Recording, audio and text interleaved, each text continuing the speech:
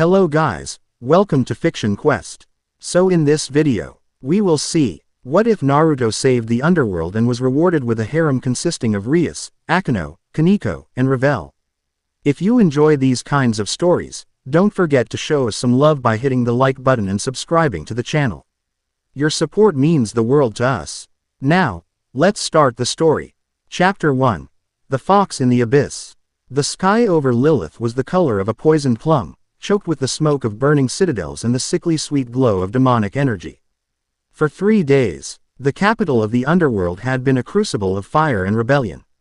Towers of obsidian and crimson that had stood for millennia were now jagged teeth biting at the bruised heavens.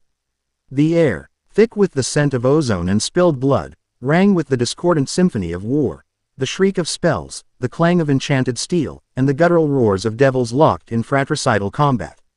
Down in the heart of the maelstrom, on the grand plaza before the dormant Lucifer Palace, the fighting was at its most desperate. Rias Grimori's crimson hair was a defiant banner in the gloom, matted with sweat and grime. Her cerulean eyes, usually full of aristocratic confidence, were narrowed with exhaustion. Every muscle in her body screamed, and her reserves of demonic power, vast as they were, felt like a shallow pond in a drought. "Kiba, on your left," she shouted, her voice raw. She unleashed a torrent of her family's signature power of destruction, a roiling wave of black and red energy that disintegrated a squad of armored devils charging their line. The spell was powerful, but it lacked its usual overwhelming force. It was a strained, ragged effort. "On it, President." Yuto Kiba's reply was a blade's song. He moved like a phantom, a silver blur of impossible speed, his holy demonic sword a streak of light that carved through the rebel ranks. But for every one he cut down, 2 more took their place. The crest of House Agaras, a snarling, 3-headed manticore, was everywhere. Akeno Himahima descended from the sky like a wrathful goddess, arcs of holy lightning crackling from her fingertips. Her usual playful smile was gone, replaced by a grim mask of concentration. "They just keep coming," she murmured, her lightning incinerating another wave of soldiers. The air around her was heavy with the scent of storms, a testament to the sheer power she was expending. But even she was beginning to slow, the intervals between her devastating attacks growing longer. Koneko Tuju, a small bastion of immovable force, stood before a trembling Ossia Argento. The petite Nekomata's fist slammed into the breastplate of a hulking devil twice her size, the impact echoing like a hammer on an anvil. The devil crumpled, his armor caved in, but another immediately took his place.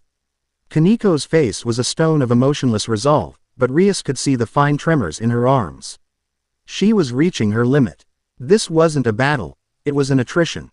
A meat grinder. Lord Valerius Agaras, a duke from one of the oldest and most traditionalist of the 72 pillars, had timed his rebellion perfectly. With much of the Satan's military might spread thin patrolling the borders established by the new, fragile peace treaties, he had struck at the heart of their power. He commanded a coalition of old houses who chafed under Sirzek's Lucifer's progressive rule, who yearned for the old days of eternal war and conquest. They saw peace as a disease, a corruption of their very nature. "Surrender, little Grimori," a voice boomed across the plaza, imbued with a power that momentarily silenced the chaos. Lord Agaras stood upon a dais of shattered marble, flanked by his elite guard. He was a towering figure in ornate, golden armor, his face a mask of aristocratic disdain. He held a hand aloft, and a sphere of malevolent energy, the color of a dying star, began to coalesce above him. It grew with terrifying speed, drinking in the ambient magic of the battlefield, pulsing with a promise of absolute annihilation. "Your brother's pathetic dream of coexistence is an insult to our heritage," Agaras declared, his voice dripping with zealotry. "Devils are conquerors. We are the supreme beings of the night. To treat with angels and fallen is to spit on the graves of our ancestors who died fighting them. We will purge this weakness, and it begins with you, the symbol of this new, decadent era." Rias gritted her teeth, forcing herself to stand taller. She gathered what little power she had left, a flickering ember of destruction swirling around her hand. "My brother's dream is the future, Valerius. Your way leads to nothing but endless, pointless death." Agaras laughed, a harsh, grating sound. "Death is the engine of our greatness. This is a lesson your generation has forgotten. Allow me to provide a reminder. The sphere of energy above him swelled to the size of a small building. It radiated a cold that had nothing to do with temperature, a void that promised to unmake everything it touched. Rias knew, with chilling certainty, that they couldn't stop it. Her shield, Kiba's speed, Akeno's lightning, it was all meaningless before a power of that magnitude. It wouldn't just kill them, it would erase this entire district of the city. Her peerage, her precious family, gathered around her. Their faces grim but resolute. They would meet their end together. I'm sorry, everyone, Rias whispered, a single tear tracing a path through the grime on her cheek. The sphere descended. Time seemed to stretch, the world slowing to a horrifying crawl. And then the sky broke. It wasn't a sound so much as a feeling, a deep, resonant crack that vibrated in the very soul. High above the poisoned clouds, a jagged line of pure, incandescent white appeared. It wasn't lightning, it was a wound in the fabric of reality itself, a tear in the veil between worlds. From this impossible fissure, a figure fell, tumbling end over end like a discarded doll. He was a splash of sunset colors against the bruised purple sky, faded orange and black. As he fell, Rias's keen eyes picked out details with surreal clarity. He was a young man, perhaps her age. His bright orange jacket was in tatters, one sleeve completely torn away. One of his arms hung limp and useless, clearly broken. He was covered in blood, his own and that of others. His spiky blonde hair was caked with dirt. He was the very picture of defeat. But then he righted himself in midair. He twisted, his body contorting, with a practiced grace that defied his grievous injuries. His gaze, a stunning, piercing blue, locked onto the descending sphere of annihilation. In those eyes, there was no fear. There was only a bone-deep weariness and an unyielding, incandescent will. He saw the attack. He saw the city below. He saw the devils who were about to be erased. And he acted. A strangled cry of effort escaped his lips as he brought his single good hand forward. A swirling ball of brilliant blue energy appeared in his palm, rotating with impossible velocity. Then, with another grunt, 4 razor-sharp blades of wind erupted from the sphere's circumference, screaming a high-pitched, piercing shriek that was utterly alien to the sounds of the underworld. The sound cut through the din of battle like a surgeon's scalpel. A noise so sharp and pure it made everyone, Rias and Agaras included, clap their hands over their ears. Wind style. Recentrican. The name was a foreign tongue, a guttural bark of command. With a final, desperate roar, the blonde warrior hurled his creation. It wasn't a ball of energy being thrown, it was a miniature hurricane, a controlled shuriken of pure, grinding elemental power that tore through the air, leaving a shimmering trail in its wake. The 2 attacks met. There was no cataclysmic explosion of force. There was light. A blinding, silent wave of white and blue light erupted at the point of impact. The recentrican didn't just block Agaras' sphere, it consumed it. The tiny, shrieking vortex of wind acted like a grinder, shredding the dark demonic energy, unraveling it at a molecular level, and turning it into harmless, glittering motes of dust. The resulting shockwave was not one of destruction, but of pressure. A massive gust of clean, cool wind washed over the plaza, clearing the smoke and smog for a brief, breathtaking moment, revealing the scarred but intact cityscape beyond. Silence. Absolute, profound silence descended upon the battlefield. Every devil, loyalist and rebel alike, stared at the sky where their doom had been, and then at the boy who had fallen from it. The stranger landed on the marble plaza, his knees buckling on impact.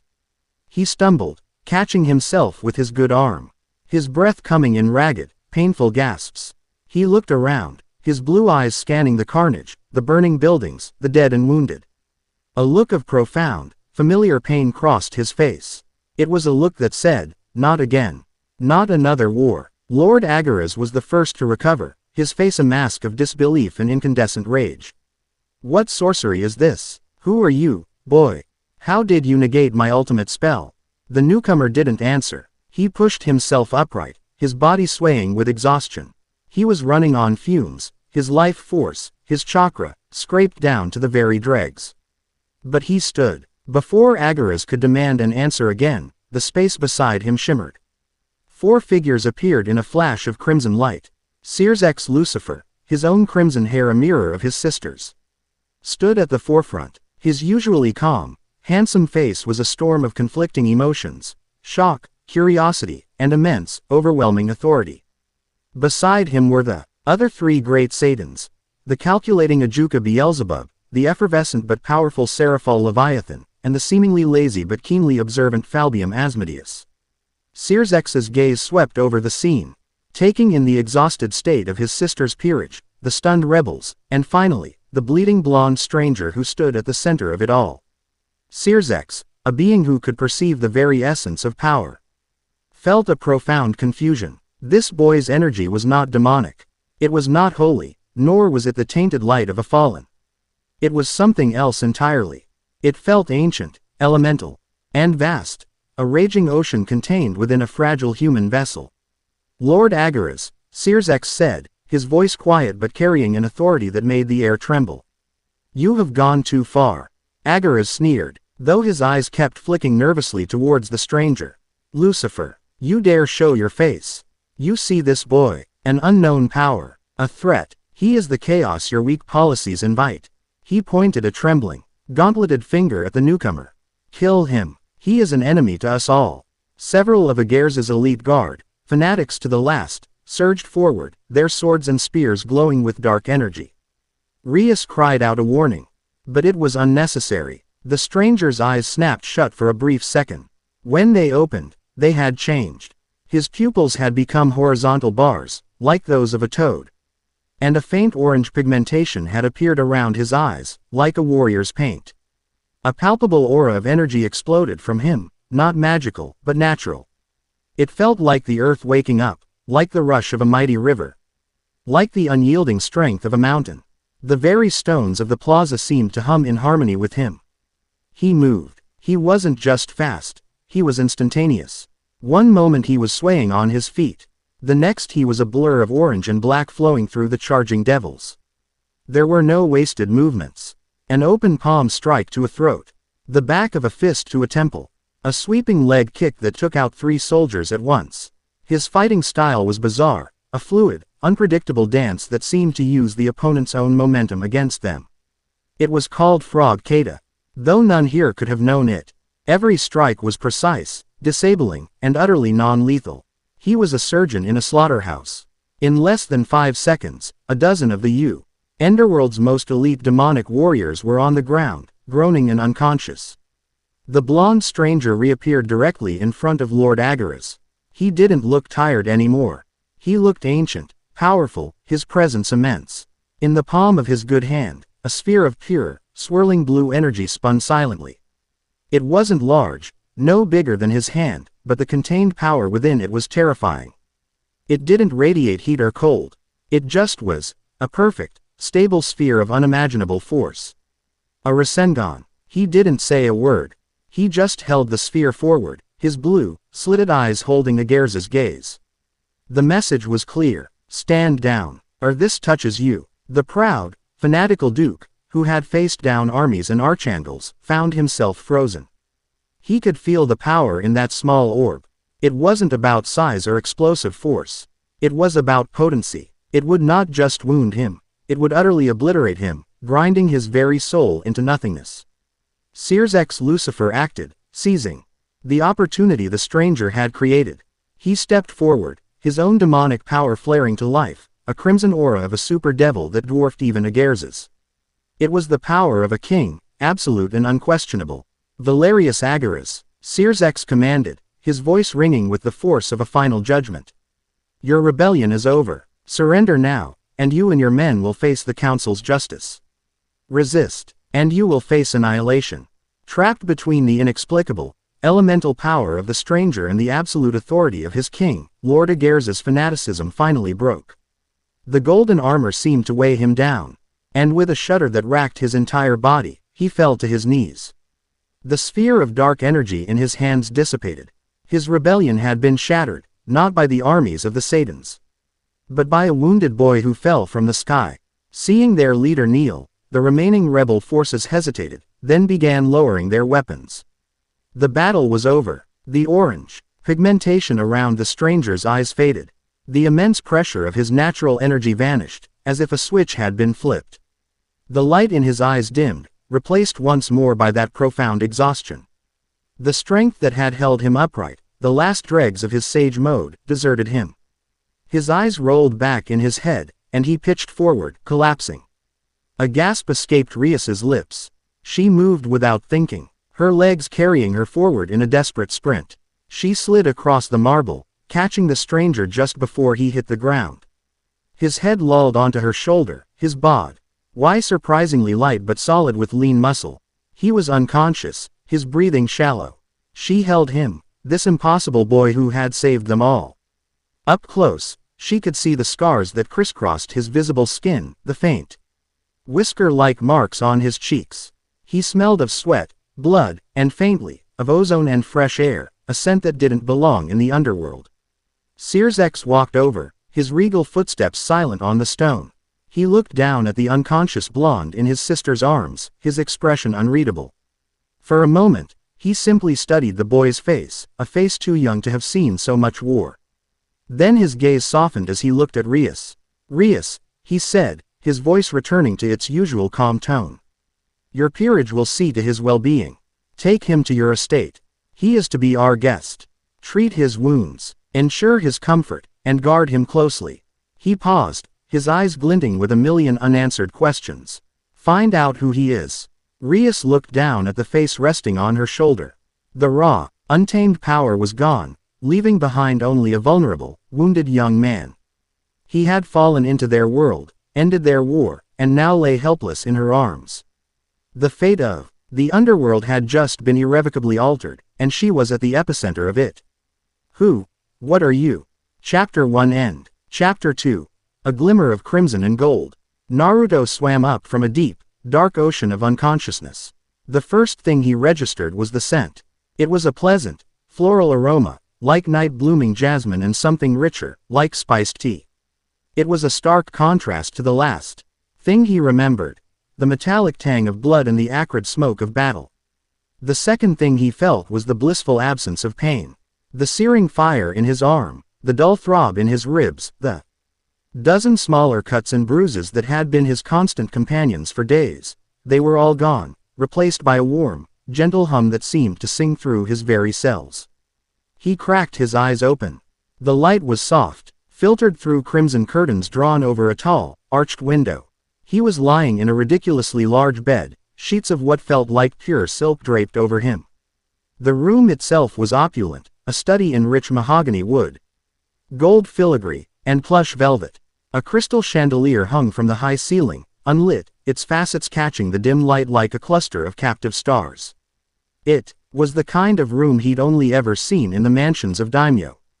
A quiet rustle of fabric drew his attention. Sitting in a velvet armchair near his bed was a young woman with stunningly long black hair tied in a ponytail that reached her waist. She wore a simple, elegant dress, and her violet eyes held a mixture of amusement and curiosity. It was the woman who had rained lightning down on the battlefield. "Well, good morning, sleepyhead," she said, her voice a sultry, musical purr. "Or should I say, good evening. You've been asleep for a full day." Naruto tried to sit up, his muscles feeling strangely sluggish. "Where?" he began, his voice raspy. "Easy now," she said, rising gracefully and gliding over to the bedside table. She poured a glass of water from a crystal carafe and handed it to him. "You're in the Grimoire estate. You're safe." He took the glass, his fingers brushing against hers. He noticed her hands were soft, but he could feel the faint calluses of a warrior. He drank gratefully, the cool water soothing his raw throat. As his senses returned, he became aware of a few things at once. First, his tattered orange jacket was gone, replaced by a simple, comfortable-looking black shirt and pants. Second, the gentle humming sensation was still there, a soft green glow faintly emanating from his body. It was healing magic, far more refined than anything he'd ever experienced. "You were quite a mess," the woman continued, leaning against the bedpost with a playful smile. "Broken arm, 3 cracked ribs, severe chakra exhaustion. Our healer, Asia, had her work cut out for her. I'm Akeno Himahima. By the way, it's a pleasure to properly meet the boy who fell from the sky." Naruto finished the water and set the glass down. "Naruto Uzumaki." He flexed his arm, the one that had been shattered. There was no pain, no stiffness. It felt as good as new. This Asia, she's good. She's the best, Akeno said. You certainly gave us a shock. Ending a civil war in 5 minutes is a bit much. Even for a grand entrance. Her teasing tone was disarming, but Naruto could see the keen intelligence in her eyes. She was probing him, trying to get a read on him. He decided the direct approach was always the best. It was a battlefield, he said simply, his voice losing its raspy edge. People were going to die. I didn't want that. He looked at her directly. Where are my things? My jacket, my pouches. Akeno's smile didn't falter. Safe. Lord Searsex asked us to hold on to them for now. I'm sure you understand. A stranger with your unique talents appearing out of thin air raises a few questions. Before Naruto could press the issue, the grand double doors of the room swung open. The red-haired girl from the battle, Rias, he remembered her name was, entered, followed by the small, white-haired girl who packed a surprising punch. Rias was dressed in a pristine uniform that seemed out of place in such a luxurious home, her expression serious and appraising. The little one, Koneko, was dressed similarly and stood slightly behind her, her golden eyes fixed on Naruto with an unnerving intensity. You're awake, Rias stated, her tone more of an observation than a greeting. I am Rias Gramori, heiress of this house. This is Koneko Tuju. Koneko gave a small, almost imperceptible nod. Rias Gramori, Naruto repeated, committing the name to memory. He swung his legs over the side of the bed. Testing his weight, he felt fine, fully rested, his chakra reserves slowly refilling. Your brother sent me here. He did, Rias said, crossing her arms. He has ALS. Tasked my peerage, my servants, with being your guides and guardians until we can ascertain who you are and what your intentions are. Naruto bristled slightly at the word, servants. The way she said it was possessive. Like they were tools. He looked from the teasing Akeno to the stoic Koneko. They didn't seem to mind, but it rubbed him the wrong way. They're your friends, not your servants, he said, not as a challenge, but as a simple correction. You fought together. You were ready to die for each other. That's a bond between comrades, not a master and a slave. Rias's eyes widened slightly in surprise. A flicker of something unreadable in their cerulean depths. Akeno let out a soft, appreciative giggle. Oh, I like him. He's direct. Kaneko's gaze remained unchanged, but Naruto could have sworn the corner of her mouth twitched. It is a more complex relationship than that, Rias said, a touch of defensiveness in her voice. But your point is noted. She changed the subject, her tone becoming more formal. Searsex wishes to speak with you once you have recovered. In the meantime, we have been asked to make you comfortable and to answer what questions we can. Naruto stood up, stretching his arms over his head. It felt good to be mobile again. All right, then I've got a big one. Where exactly is here? And so began the strangest crash course of his life. In the grand library of the Gramori estate, surrounded by shelves of ancient, leather-bound tomes, Rias, with occasional interjections from Akeno, laid out the basics of their world. They spoke of the Underworld, the domain of the devils. They told him of the Great War, a conflict that had raged for millennia between the devils, the angels of heaven, and the fallen angels who had been cast out.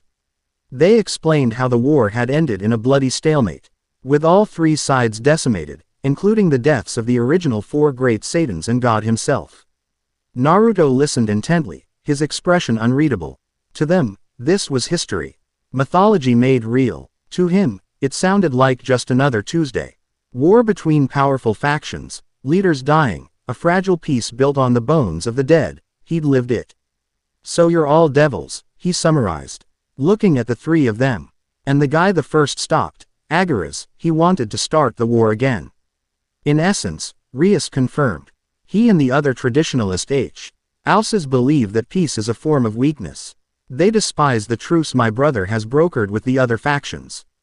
Makes sense, Naruto mused aloud. There are always those who only feel alive when there's a war on.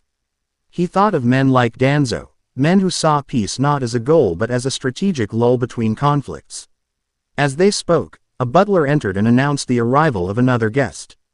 A moment later, a young woman with long, blonde hair styled in twin drills and wearing the same uniform as Rias entered the library. She carried herself with an air of refined grace, but her blue-green eyes were sharp, missing nothing. "Rias, Lady Akeno," she said with a polite curtsy. Her eyes then landed on Naruto, and a flicker of intense curiosity crossed her face before being expertly masked. "And, the esteemed guest. I am Ravel Phoenix. My family sent me to convey their gratitude for the Grimoire clan's role in quelling the insurrection." Rias's smile was polite but cool. "Ravel, it is good to see you. Please, join us." Naruto caught the undercurrents instantly.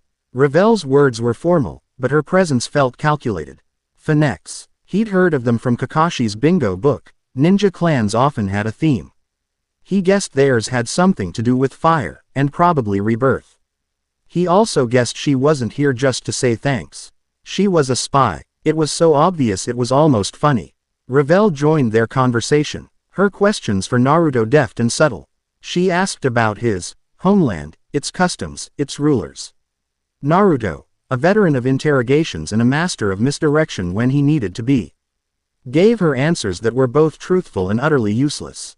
"We value strength, but we value the will to protect others more," he'd say. Or, "Our leaders are chosen by the will of the people and the weight of their power." It became a delicate dance, a battle of wits fought with polite words and pleasant smiles. Akeno watched with open amusement, while Rias seemed slightly annoyed by Ravel's intrusion. Koneko, as usual, just watched, her gaze occasionally lingering on Naruto as if she were sensing something beyond his words. The stalemate was broken by Kiba and Gasper, the final two members of Rias's peerage. Who entered the library? Kiba, ever cheerful, suggested that since their guest was awake and healed, perhaps a bit of light exercise was in order. "An excellent idea," Rias agreed, seeing an opportunity to gauge Naruto's abilities under more controlled circumstances. "Naruto, would you be willing to join us for a light sparring session in the training grounds? It would help us understand your style of combat better." Naruto grinned, a real, genuine grin that lit up his face for the first time since he'd arrived. It was a familiar request, and the training grounds were a place he understood better than any fancy library. "Sure, but are you sure you want to? I can get a little carried away." The Grimoire training ground was a massive, open field behind the estate, surrounded by a dense forest. The sky here was a permanent, star-dusted twilight, a feature of the underworld he was still getting used to. Rias and her peerage stood on one side of the field, their demonic energies flaring to life. Kiba summoned a demonic sword, Akeno crackled with lightning, and Koneko's small frame radiated an aura of immense physical strength. Even the shy vampire, Gasper, was present. Though he was hiding behind a tree, Ravel stood on the sidelines, her analytical gaze sharp. "So, how do we do this?" Naruto asked, stretching his neck. "All of you against me?" Kiba laughed. "That hardly seems fair to you." "It's the only way it'll be fair to you," Naruto replied, his grin widening. "Come on, don't hold back." Rias nodded to her team. "Very well, but we will not be held responsible for any injuries." She gathered a small ball of destructive energy in her hand, a warning shot. Naruto didn't move, he just stood there, his hands in his pockets, a relaxed and unassuming posture. "Ready when you are." Kiba was the first to act. He blurred, his sword birth ability creating dozens of blades that erupted from the ground around Naruto, a cage of sharpened steel.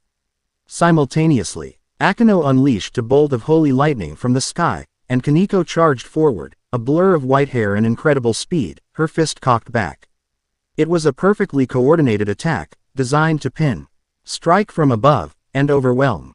It would have worked on almost any opponent. Naruto vanished, not with speed, but with a flicker of movement so fast it seemed like teleportation. He was suddenly behind Koneko, one hand gently placed on the back of her head.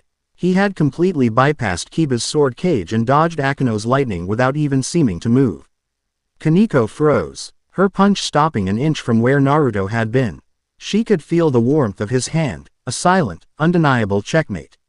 He hadn't hurt her, he had simply been better. "You're fast, Koneko-chan," Naruto said, his voice calm. "But you telegraph your moves. All that power is useless if your opponent isn't there to hit." He then flickered again, appearing beside Kiba, who was already turning. his sword a silver arc aimed at Naruto's neck.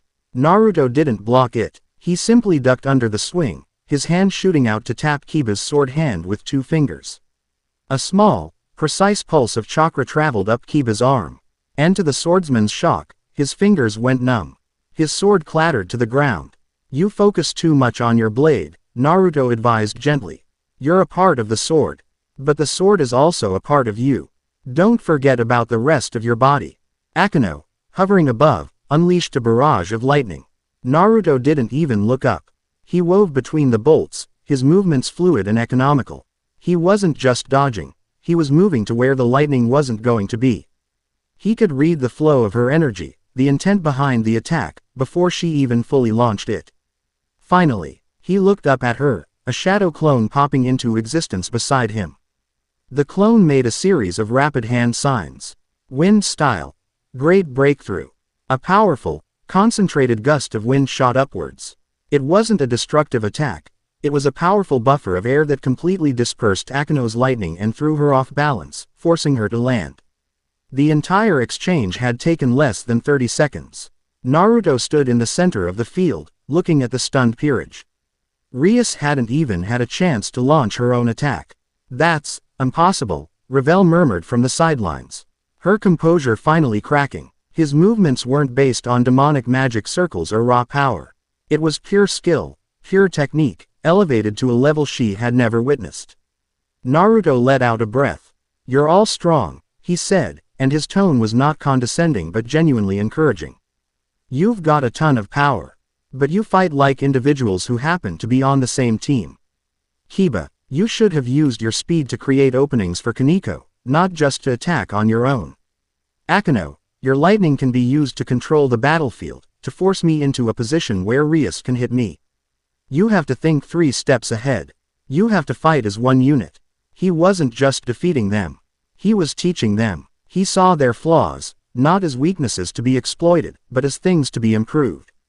The act of mentorship, of genuine guidance, was so natural to him, so ingrained from his own years of being a student and then a teacher, that he didn't even realize the profound effect it was having. Rias stared at him, her mind racing. He was right. She had always commanded her peerage based on their individual strengths. She had never thought to combine their abilities in such a fluid, synergistic way. This stranger, this boy from another world, had understood the core weakness of her team in less than a minute. The respect she felt for him, born from raw power she'd witnessed at the plaza, was now transforming into something deeper, admiration. Akeno was looking at him with a newfound intensity. His praise was not flirtatious or shallow.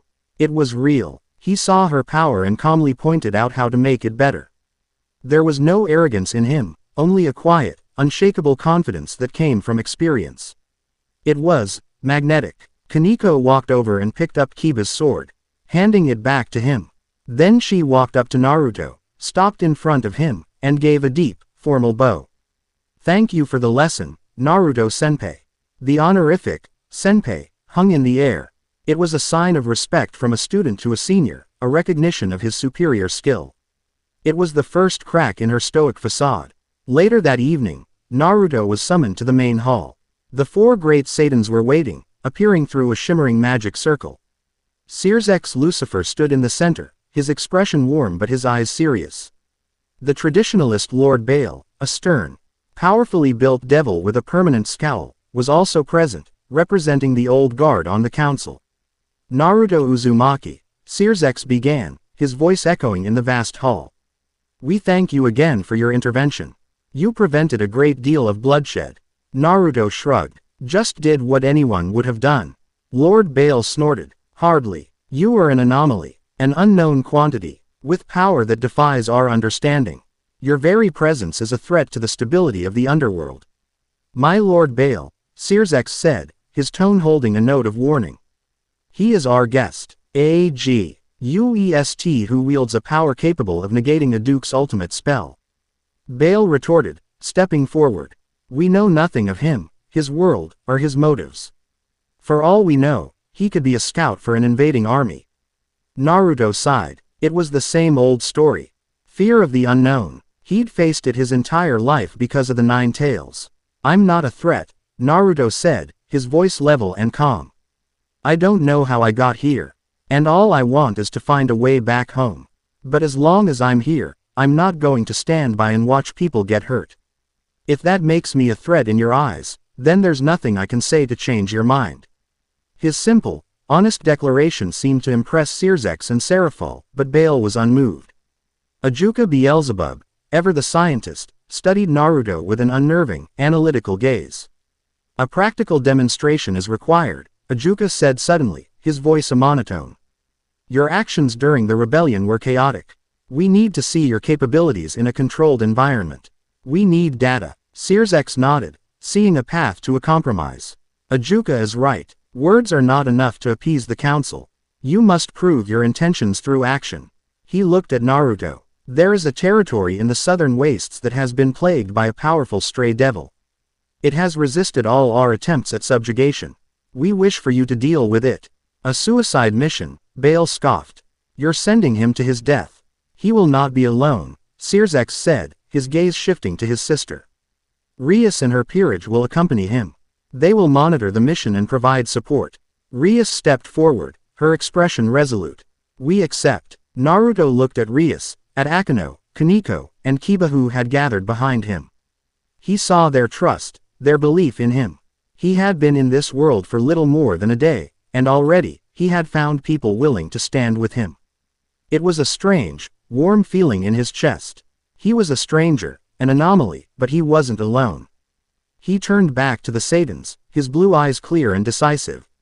Fine, he said, I'll do it. When do we leave? Chapter 2 end. Chapter 3. The Echoes of a Forgotten War. The train that carried them south was a marvel of demonic engineering, a sleek, obsidian serpent that slid through the underworld's twisted landscapes on a river of pure magical energy.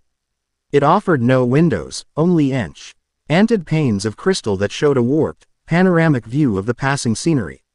They journeyed through crimson forests where the trees wept blood-red sap, over jagged mountain ranges that clawed at the perpetually twilit sky. And across vast, empty plains of gray dust where lost souls were said to wander. Inside their private carriage, the mood was a strange mix of tense anticipation and relaxed camaraderie. Naruto sat across from Rias and Akeno, while Kiba and Koneko occupied the seats beside him. He found the landscape fascinating, a bizarre and beautiful mirror of the stranger summons realms Jiraiya had told him about. You're not unnerved by any of this, Rias observed, watching him stare at a vista of floating, glowing fungi the size of houses. Most humans who find their way here are driven mad within an hour. Naruto turned from the window, a faint smile on his lips. I've seen weirder. He leaned back, lacing his fingers behind his head. I once had to fight a guy who could turn himself into a walking bomb. And another who made giant clay birds that exploded. Floating mushrooms are pretty tame.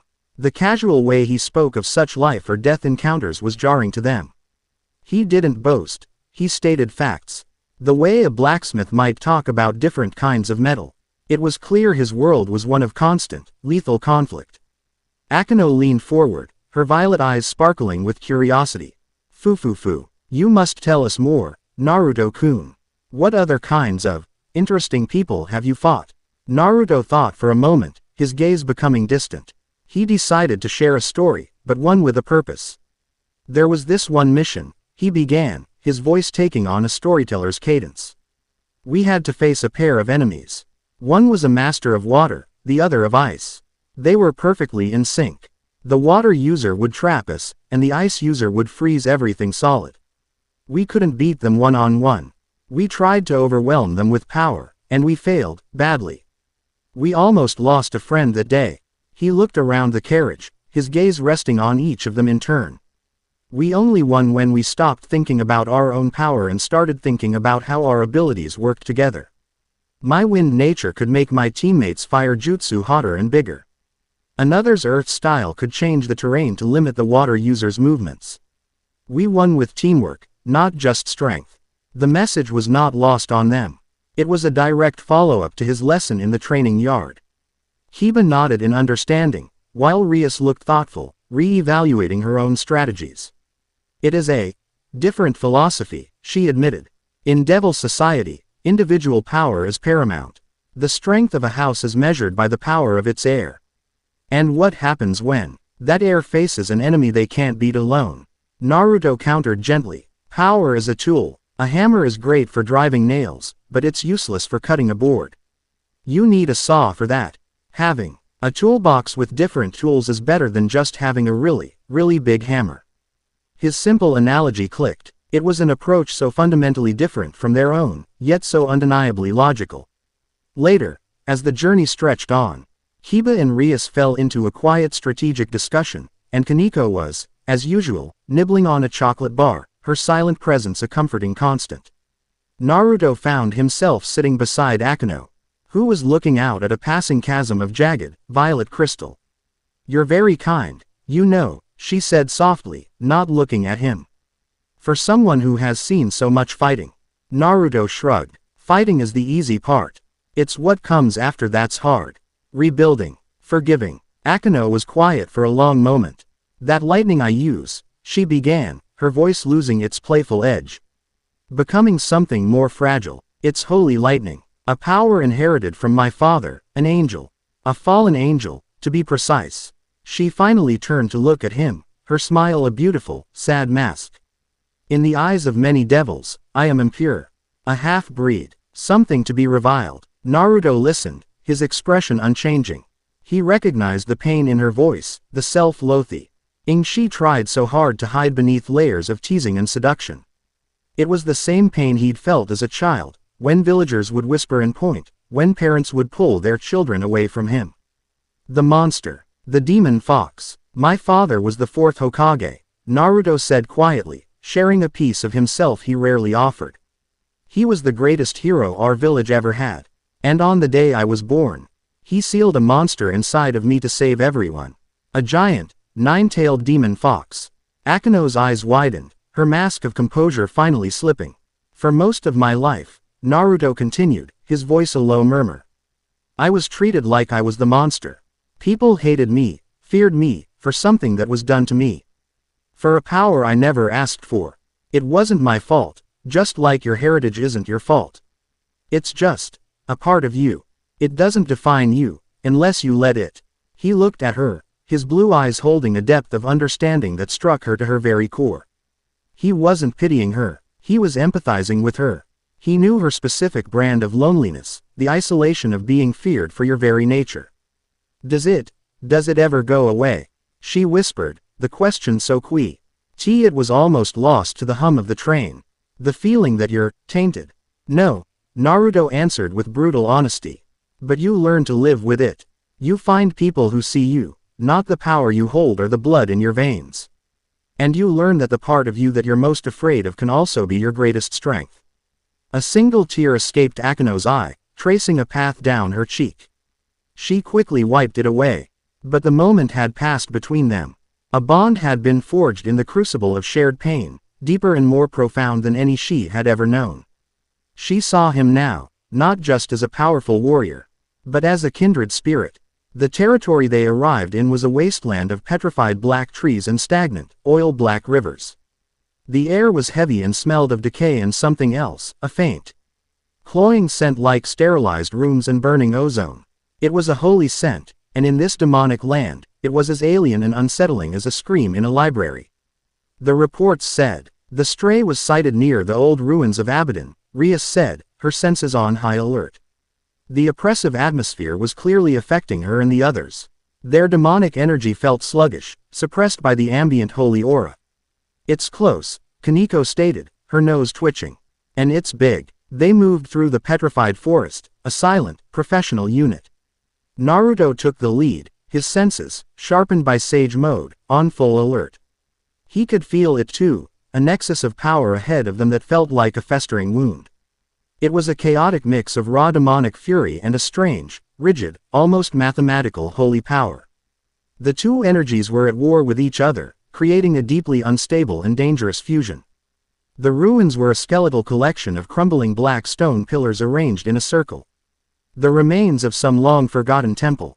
In the center of the circle, crouched over the mangled corpse of some demonic beast, was the stray devil. It was a monstrosity. It was easily 30 feet tall. A vaguely draconic creature cobbled together from rock, shadow, and raw, bloody muscle. Its hide was a patchwork of black demonic scales and pulsating white growths that glowed with a soft, holy light. Golden, geometric patterns, like circuitry, were etched into its flesh, pulsing in time with its guttural breaths. It had too many limbs, each ending in razor-sharp claws, and its head was a featureless mass of shadow. Save for a single, burning golden eye that swiveled to fixate on them. By the Satans, Kiba breathed, his hand tightening on the hilt of his sword. That's no stray devil, it's a chimera, Ravel Phoenix whispered from her hiding place several hundred yards away, viewing the scene through a magical scope. She had followed them, her orders to observe now feeling woefully inadequate. A fusion of demonic and something else. The creature let out a roar, a sound that was half beastly rage and half the discordant chime of 1,000 shattered bells. It launched itself at them, its speed utterly belying its immense size. Scatter, Rias commanded. The peerage broke apart, falling back on their training. Kiba blurred, drawing the creature's attention with htning fast strikes that glanced harmlessly off its hide. Koneko, channeling all her strength, ripped a petrified tree from the ground and hurled it at the beast, only for the chimera to shatter it with a single swipe of its claw. Akeno took to the sky, her expression strained. Holy lightning! A massive bolt of golden electricity slammed into the creature's back. The chimera roared in pain, but also in fury. The holy energy seemed to agitate it, supercharging the glowing white growths on its body. The geometric patterns flared, and a beam of pure golden light shot from its single eye, aimed directly at Akeno. She tried to dodge, but the beam was too fast. It clipped her wing, and she cried out, a sharp, piercing sound of agony. The holy energy wasn't just burning her, it felt like acid being poured directly into her soul. A fundamental violation of her demonic nature. She tumbled from the sky, her flight erratic. Akeno, Rias screamed. She gathered a massive ball of destructive energy and hurled it at the chimera's head. The blast hit dead on, engulfing the creature in a maelstrom of black and red power. For a moment, it staggered back, roaring. But then the golden patterns on its skin flared brighter. And the damage from Rias's attack began to visibly unmake itself, the flesh knitting back together with terrifying speed. It's regenerating, Kiba shouted in disbelief. The chimera, ignoring the others, focused its entire being on the wounded Akeno, who was struggling to stay airborne. It saw her as the greatest threat, or perhaps the greatest impurity. It opened its maw, and a vortex of golden, holy energy began to form within. Naruto had seen enough. This creature wasn't just a beast, it was a weapon. A weapon designed specifically to kill devils. And Akeno was its primary target. Everyone, get back, now, he yelled, his voice a commander's bark. He closed his eyes, drawing in the natural energy of the blighted land around him. It was thin, polluted, but it was enough. The orange pigmentation of sage mode flared around his eyes. But this time, it didn't stop there. He drew on another, deeper well of power, a gift from the old sage of six paths himself. A faint, golden aura of chakra erupted around him, and his pupils shifted from toad-like bars to a cross-like pattern. His skin took on a luminous glow, and 9 black truth-seeking orbs materialized, hovering in a halo behind his back. Six paths sage mode. The sudden explosion of his power was so immense, so utterly overwhelming, that everyone, Rias, her peerage, the chimera, even Ravel miles away, froze. It was a power that felt both holy and demonic, both creative and destructive, yet it was fundamentally neither. It was the power of life itself, the perfect balance of spiritual and physical energy. It dwarfed everything on the battlefield. The chimera, its rudimentary intelligence screaming at it that it was now facing its natural predator, fired its beam of holy energy, not at Akeno, but at Naruto. Naruto didn't dodge, he simply raised a hand. One of his truth-seeking orbs zipped forward, expanding into a thin black shield. The beam of pure holy power struck the shield and was simply erased. It did not explode. It did not deflect. It just ceased to exist, nullified by the power that could negate all forms of ninjutsu, and apparently, all forms of energy-based attacks. He then looked at Akeno, who was still trembling in the air, clutching her burned wing. He saw the poison of the holy energy spreading through her, causing her to spasm in pain. His expression hardened. He vanished from his spot, reappearing directly in front of her in a flicker of golden light. He placed a hand gently on her shoulder. "It's okay," he said, his voice imbued with a strange, resonant calm. "I've got you." He activated the creation of all things technique. His hand glowed with a gentle, warm light. Instead of attacking the holy energy, he simply commanded it. He absorbed it. The golden poiso flowed out of Akeno's body and into Naruto, where the six paths chakra, the perfect counterbalance, rendered it harmless. Akeno gasped as the searing pain vanished, replaced by a wave of warmth and vitality. She stared at Naruto, at his glowing form and his serene, powerful eyes, and she felt a sense of safety so profound it almost brought her to her knees. He was not just a warrior. He was a savior. With Akeno safe, Naruto turned his full attention to the Chimera. He raised his hand, and a new Rasengan formed in his palm. But this was different. It was a miniature, swirling planetoid, infused with the natural energy of Sage Mode. A Sage Art. Magnet Release Rasengan. He didn't need to touch the creature. He simply thrust his hand forward. The Rasengan shot out, and the unique magnetic chakra within it latched onto the Chimera. It didn't explode. It sealed. Golden markings, intricate and complex, spread from the point of impact, covering the beast's entire body like a net. The Chimera froze, its holy and demonic energies completely neutralized, trapped within the unbreakable grip of the sealing jutsu. It was petrified, turned into a grotesque statue, its single golden eye wide with frozen terror. The golden aura around Naruto faded, the truth-seeking orbs vanishing. He landed softly on the ground, the battlefield now silent save for the ragged breathing of the Grimoire peerage. He had not just defeated the monster. He had analyzed it, protected his comrade from its specific threat, and then neutralized it with the perfect counter, all in the span of about 10 seconds. Ravel Phoenix stared through her scope, her hands trembling. What she had just witnessed defied every law of magic and combat she had ever known. The power, the speed, the compassion, the sheer tactical brilliance. This wasn't just a powerful fighter. This was something else entirely. She lowered her scope, her mind made up. Spying on this man was pointless. Her family, the entire underworld, needed to understand what, and who, they were dealing with. Naruto walked over to Akeno, who had landed, her legs still shaky. She was staring at him, her violet eyes wide and full of a million unasked questions. Her playful mask was completely gone, leaving her vulnerable and exposed. She looked at the man who had not only protected her body, but had healed the part of her soul she was most ashamed of, He felt a dam of emotion break within her. Tears streamed down her face, silent and uncontrollable. She took a stumbling step forward and collapsed against his chest, her arms wrapping around him as she sobbed, releasing years of pent-up fear and loneliness. Naruto was startled for a moment, then his arms came up around her, holding her gently. He said nothing, simply letting her cry, offering his silent, unwavering support. He understood. He remembered what it felt like when Iruka-sensei had been the first to truly acknowledge him, when he finally found people who didn't see the fox, but saw him. Right now, he would be that person for Akeno. Rias and the others watched, a silent understanding passing between them. This mission had changed everything. The stray devil was proof of a new, terrifying enemy. One that could fuse holy power with demonic beasts. But more than that, it had revealed the true nature of Naruto Uzumaki. He was not just an ally. He was their protector. Chapter 3 End. Chapter 4. A Gambit of Kings and Queens. The journey back to the Grimoire estate was a somber, quiet affair. Akeno, wrapped in a thick blanket despite the carriage's warmth, had fallen into an exhausted sleep. Her head resting on Naruto's shoulder. The profound emotional release had left her drained, but for the first time since they'd met him, the smile on her sleeping face seemed genuine, free of its usual melancholic shadow. Rias and the others watched the pair, a silent acknowledgement passing between them that something fundamental had shifted within their group. The mission had not just been a success. It had been a crucible that had begun to forge them into something stronger.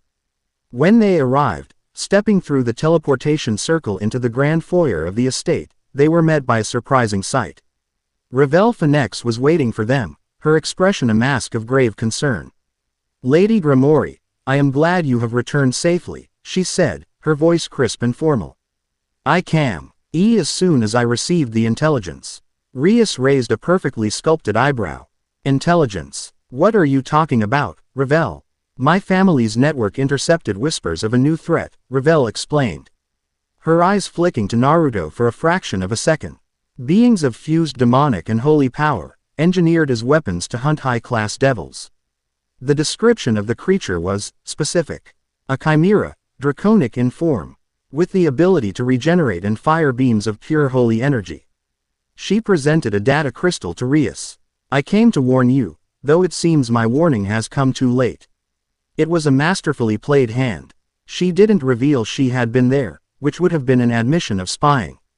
Instead, she had positioned herself as a proactive, invaluable ally, using her family's resources to corroborate their unbelievable story before they even had a chance to tell it.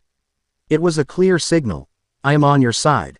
Naruto saw the play for exactly what it was, a cleave. Our bit of political maneuvering from a sharp mind. He gave Ravel a subtle nod of respect, which she returned with the barest hint of a smile. Their report, now backed by the Phoenix family's intelligence, sent shockwaves through the highest echelons of the underworld. The existence of the Chimera was terrifying enough, but the description of Naruto's power, the ability to nullify holy energy and neutralize such a threat with a single, non-destructive technique, was even more world-shaking. He wasn't just a powerful anomaly, he was a living, breathing countermeasure to a weapon that could have crippled their entire race. But in the viper's nest of devil politics, every solution was also a problem. An emergency session of the Devil Council was convened. The atmosphere in the Grand Council chamber was thick with tension. Lord Bale, his face like a thundercloud, stood as the speaker for the traditionalist faction. His voice boomed, full of righteous indignation. We have seen the evidence, he declared, his gaze sweeping over the assembled lords and ladies. The Grimoire clan has brought a stray god into our midst. This, Naruto Uzumaki, his power is a beacon. It is his very presence that has drawn this new enemy to our doorstep. He is not our shield, he is the lightning rod that calls the storm. The chamber erupted in a murmur of agreement from the older houses. They feared change more than they feared extinction. Sears X Lucifer stood, his crimson aura a calming presence in the chaotic room. Lord Bale, you saw the report. Naruto Uzumaki defeated the threat. He saved my sister and her peerage. He defeated one monster, yes. Bale shot back, jabbing a finger in the direction of the Grimoire family's seating area, where Rias and her peerage sat with Naruto. And what happens when two more appear? Or 10, or 100? Will we huddle behind this outworlder forever? His methods are not our own. His power is anathema to our traditions. The Grimoire clan's judgment in harboring him has been reckless. And it has endangered us all. The argument raged for an hour, a storm of accusations and defenses. Finally, Lord Bale played his trump card. Words are meaningless, he announced, his voice dropping to a dangerous calm. There is only one way to settle a matter of honor and judgment between noble houses. There is only one way to truly test the strength and conviction of the Grimoire clan's new path. He turned, his cold, hard gaze locking onto Rias. On behalf of the great King Bale, I issue a formal challenge to the House of Grimoire. A rating game. A collective gasp went through the chamber.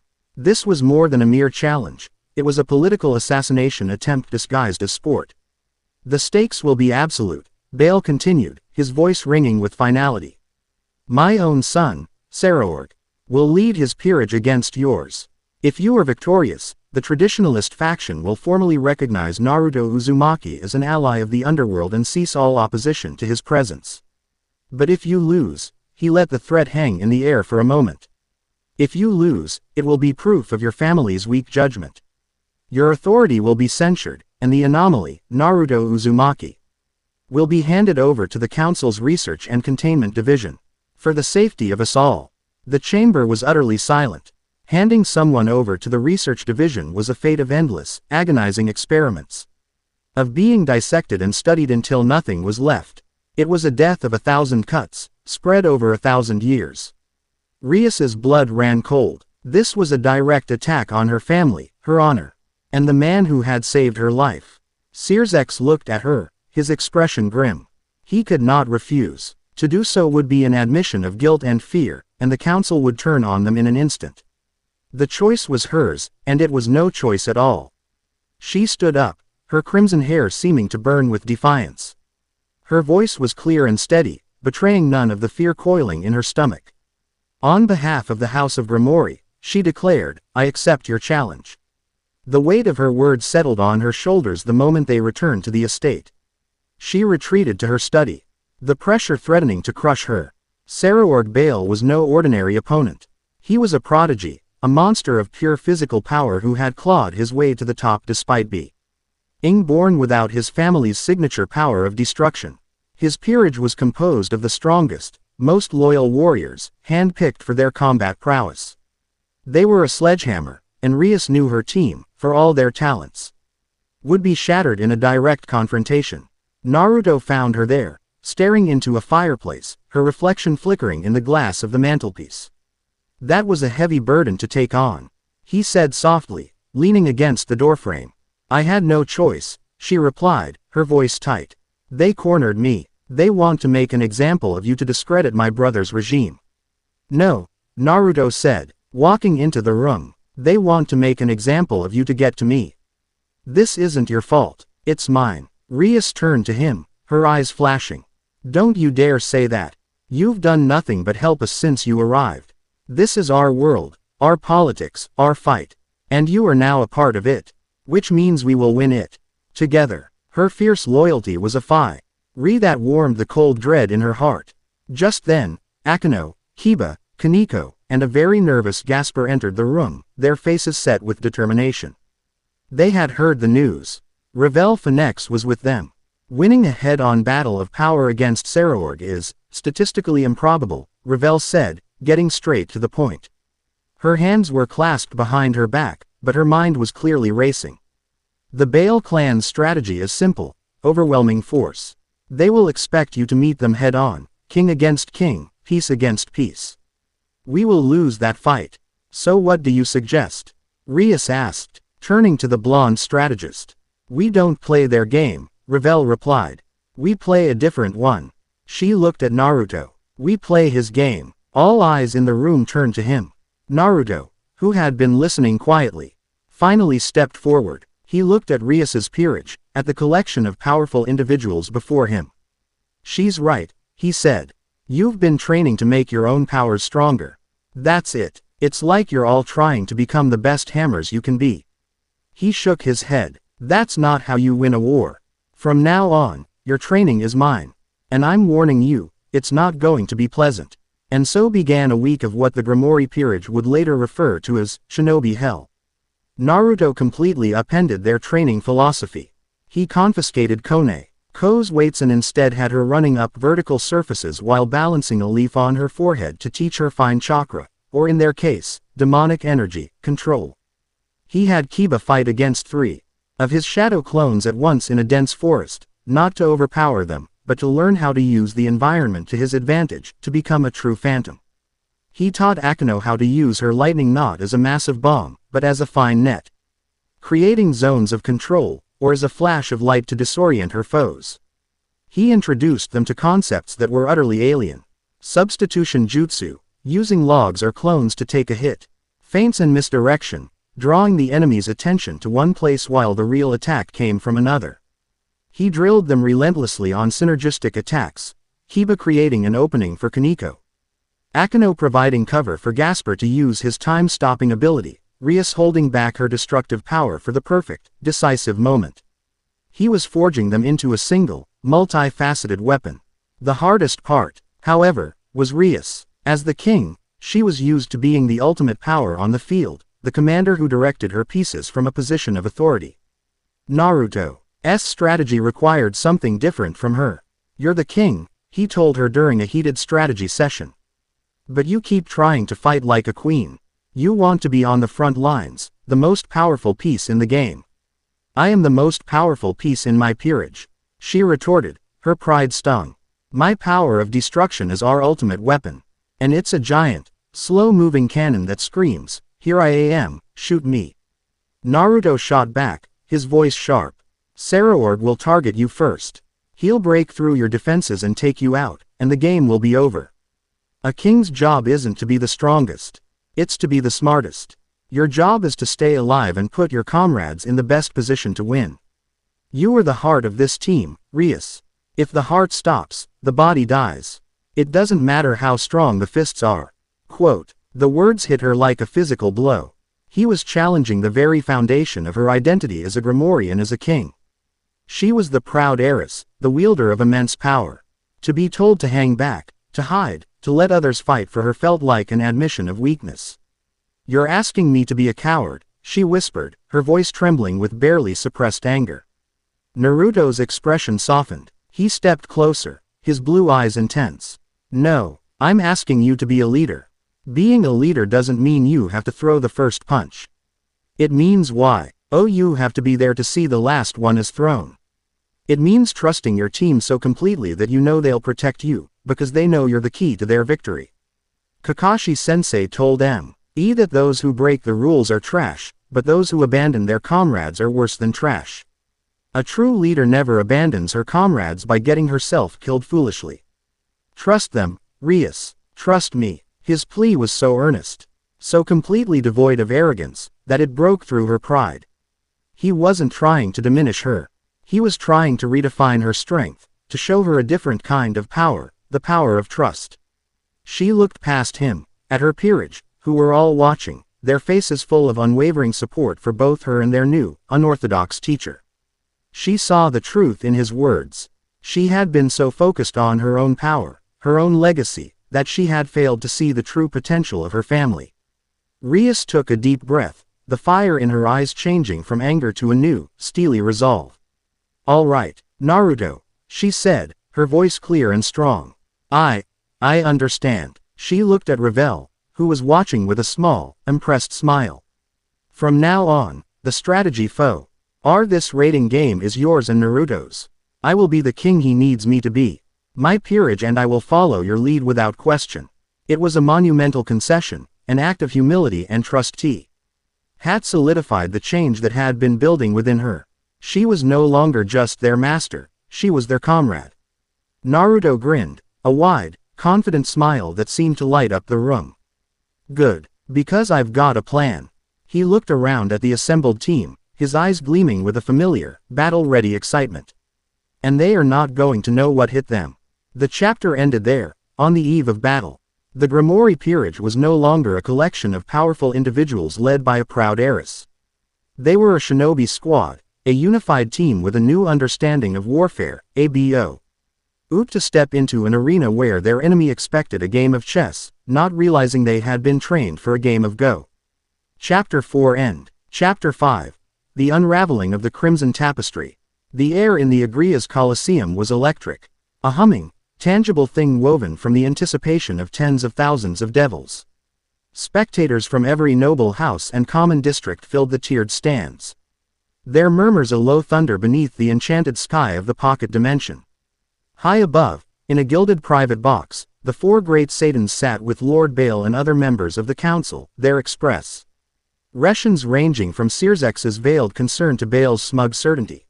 This was more than a game, it was a public execution of the Grimoire clan's political future. Down on the sands of the arena, the two teams faced each other. On one side stood Saraorg Baal and his peerage. They were a portrait of raw, intimidating power. Saraorg himself was a mountain of muscle and indomitable will, his torso crisscrossed with the scars of 1,000 brutal training sessions. His aura was a physical pressure, a silent declaration of his overwhelming strength.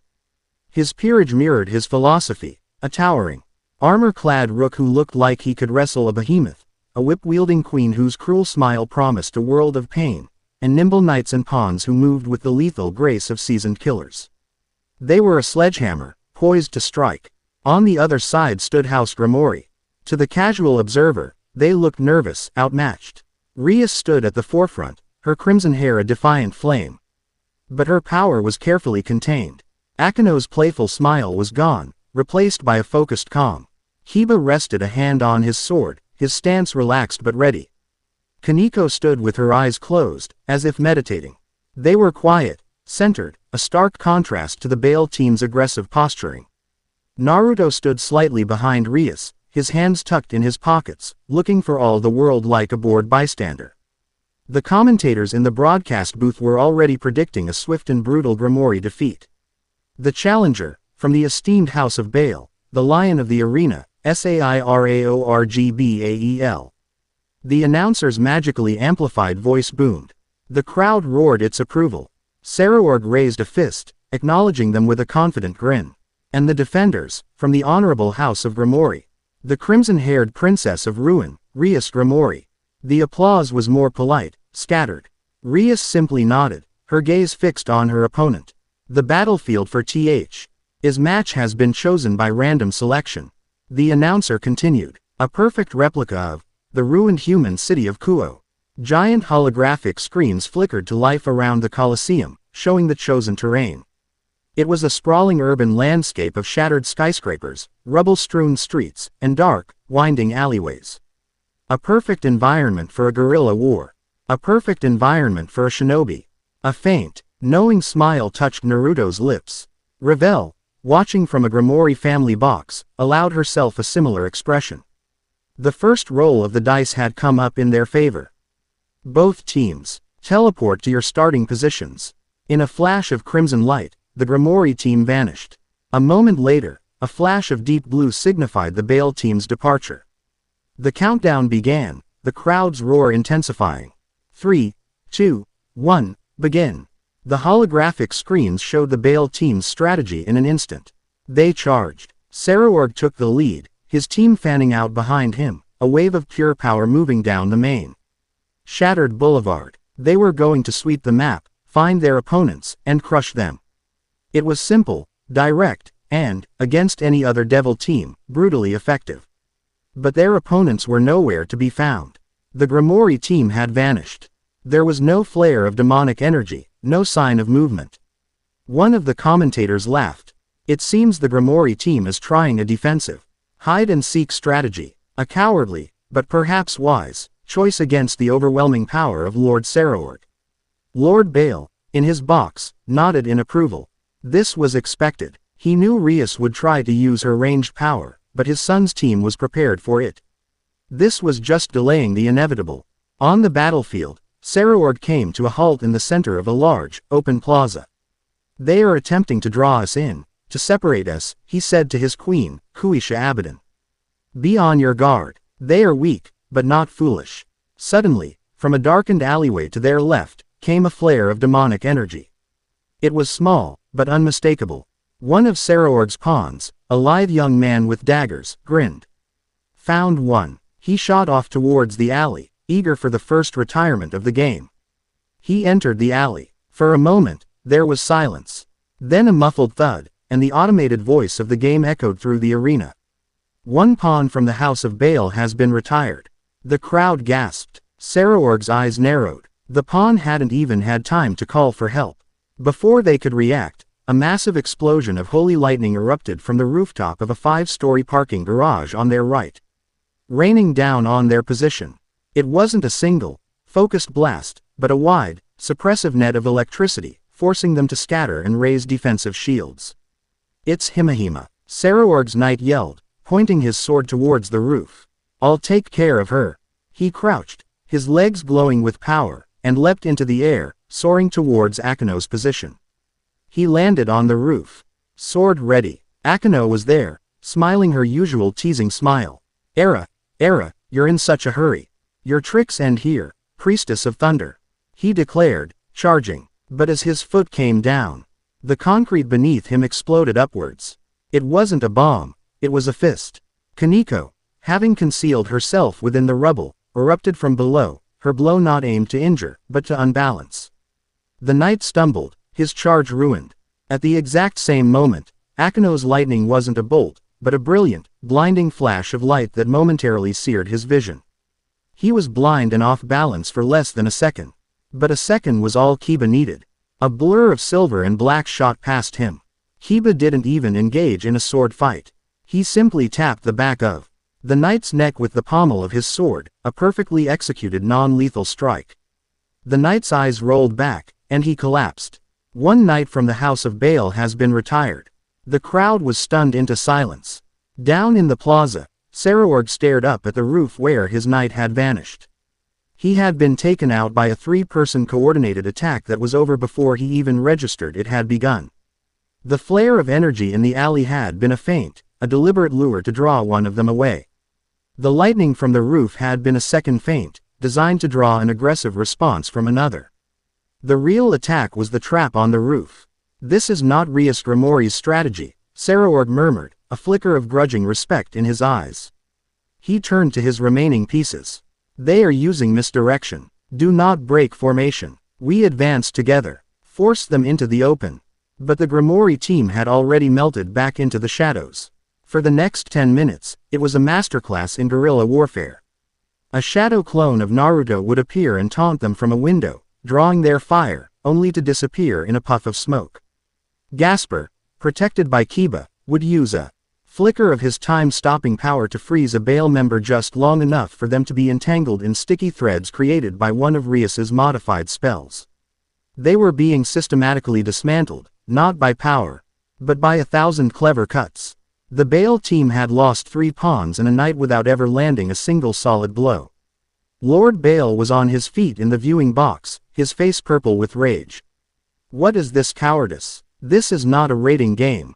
It is a mockery of our traditions. They fight like common assassins, not nobles. Searsex watched, a thoughtful, almost proud smile on his face. He looked at his sister, who was concealed with Gasper and Ravel's magical communication device in a fortified subway entrance, calmly directing her team based on Naruto and Ravel's pre-planned strategy.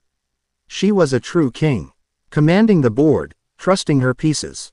Saraorg finally had enough. He slammed his fist into the ground, shattering the asphalt around him. Enough of these games, he roared, his voice shaking the entire battlefield. He channeled his Tuki, his fighting aura, and a colossal pressure erupted from him, a golden lion's head roaring silently into the sky. Uzumaki Naruto, I know you are the one behind this strategy. Face me, or are you just a coward who hides behind his comrades? It was a direct challenge. A warrior's challenge. In the Grimoire command post, Rias looked at Naruto. It's a trap. He's trying to draw you into a one-on-one fight where his power will dominate. Naruto grinned. Yep, and I'm going to spring it. What? No. Stick to the plan. Rias protested. This is part of the plan, Naruto said, his eyes gleaming. The plan was to dismantle his team, then take out the king. I'm just jumping to the last step. Keep everyone else back. This one's mine. Before she could argue, he was gone, a blur of orange and black heading towards the plaza. Saraorg saw him coming. A wide, primal grin spread across his face. Finally, a real fight. Naruto skidded to a halt in the center of the plaza, kicking up a cloud of dust. He and Saraorg stood 50 feet apart, the ruined city a silent witness. The remaining members of the Bale peerage wisely retreated, knowing this was a duel for their king. The entire Colosseum held its breath. You are a skilled strategist, Saraorg said, his voice full of genuine respect. You have turned Grimoire peerage into something they were not. They were always this strong, Naruto replied, rolling his shoulders. They just needed to learn to trust each other as much as they trusted their own power. A fine sentiment, Saraorg boomed, but in the end, true strength is what determines victory. Let's see if your skills can stand up to my power. He charged. He didn't use magic or tricks. He was a pure force of nature. A meteor of flesh and bone that crossed the 50 feet between them in the blink of an eye. He threw a punch, a blow that could pulverize solid steel. Naruto moved, a fluid motion of his frog kata. He didn't meet the blow head-on. He swayed to the side, his hand slapping Saraorg's arm, redirecting the immense force of the punch into the ground beside him. The asphalt cratered, a web of cracks spreading out from an impact that would have liquefied Naruto if it had landed. Saraorg's eyes widened in surprise. His opponent was like smoke. He followed up with a furious barrage of kicks and punches, each blow carrying the force of a battering ram. But Naruto was always just outside his reach, weaving, ducking, parrying, using Saraorg's own momentum to throw him off balance. It was a beautiful, deadly dance. Stand still and fight me. Saraorg roared in frustration. No thanks, I choose life, Naruto quipped back, creating 2 shadow clones that immediately attacked Saraorg's flanks. Saraorg snarled and smashed the clones with a backhand, but the brief distraction was all Naruto needed. He closed the distance, his movements precise, and delivered a series of sharp, stinging strikes to Saraorg's pressure points, his joints, his neck, his ribs. They were attacks designed to disable, not to injure. Saraorg grunted in pain, surprised by the effectiveness of the smaller warrior's blows. He roared and unleashed his Tuki, a massive wave of golden energy that blasted outwards, forcing Naruto to leap back. "You are skilled, Uzumaki," Saraorg said, breathing heavily. "More skilled than any fighter one have ever met. But this is my limit." He crouched, his muscles bulging as he poured every ounce of his being into one final attack. Regulus Ray Leather. He punched the air, and a massive, roaring lion's head made of pure golden fighting energy materialized and shot towards Naruto. It was a colossal attack, impossible to dodge in the open plaza. Naruto's eyes narrowed. He brought his hands together in a familiar sign. Shadow Clone Jutsu. A dozen clones popped into existence. Then, in his own hand, a swirling blue sphere of chakra formed. Rasengan. He didn't throw it. Instead, his clones did something that made the audience's jaws drop. They grabbed him, one by one, and hurled him through the air like a human cannonball, each clone adding to his momentum. He shot forward, a spinning orange projectile, and met the lion's head of energy head-on. The Rasengan, a jutsu designed to grind and destroy, slammed into the Tuki construct. For a moment, the two forces struggled. A grinding, shrieking vortex of blue and gold. Then, the Rasengan tore a hole through the center of the lion, and Naruto shot through the other side, rocketing directly towards the stunned Saraorg.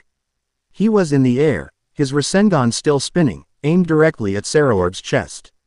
Checkmate. But he didn't strike. At the last possible second, the Rasengan in his hand vanished. He completed his trajectory, his open palm gently tapping Saraorg's sternum. It was a touch, not a blow. A declaration of victory, not an act of violence. He landed gracefully behind the Bale Air, his back to him. The plaza was silent. Saraorg stood frozen, staring down at his chest where the finishing blow should have landed. He had lost. He had been utterly outmaneuvered, his ultimate attack defeated.